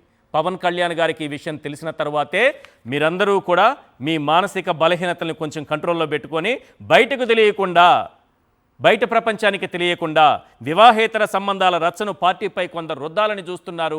కాబట్టి మీరు జాగ్రత్తగా ఉండండి, ఇలాంటివి మాత్రం కంటిన్యూ చేయండి అన్నట్టుగానే ఈ ప్రెస్ నోట్ కనిపిస్తోంది. ఇలాంటి పార్టీ, ఇలాంటి నాయకుడు మరి అరవ శ్రీధర్ గారి మీద చర్యలు తీసుకుంటారా? ఏం జరుగుతుందో వెయిట్ చేద్దాం. లీగల్గా ఫైట్ చేస్తానంటున్నారు బాధితురాలు. ఆమెకు ఎలాంటి న్యాయం జరుగుతుందో చూద్దాం. థ్యాంక్ యూ అండి చర్చలో పాల్గొన్నందుకు. లక్ష్మి గారు, అలాగే నాగ మల్లేశ్వరి గారు. ఇది వాళ్ళ చర్చా కార్యక్రమం. చూస్తూనే మనండి సాక్షి టీవీ.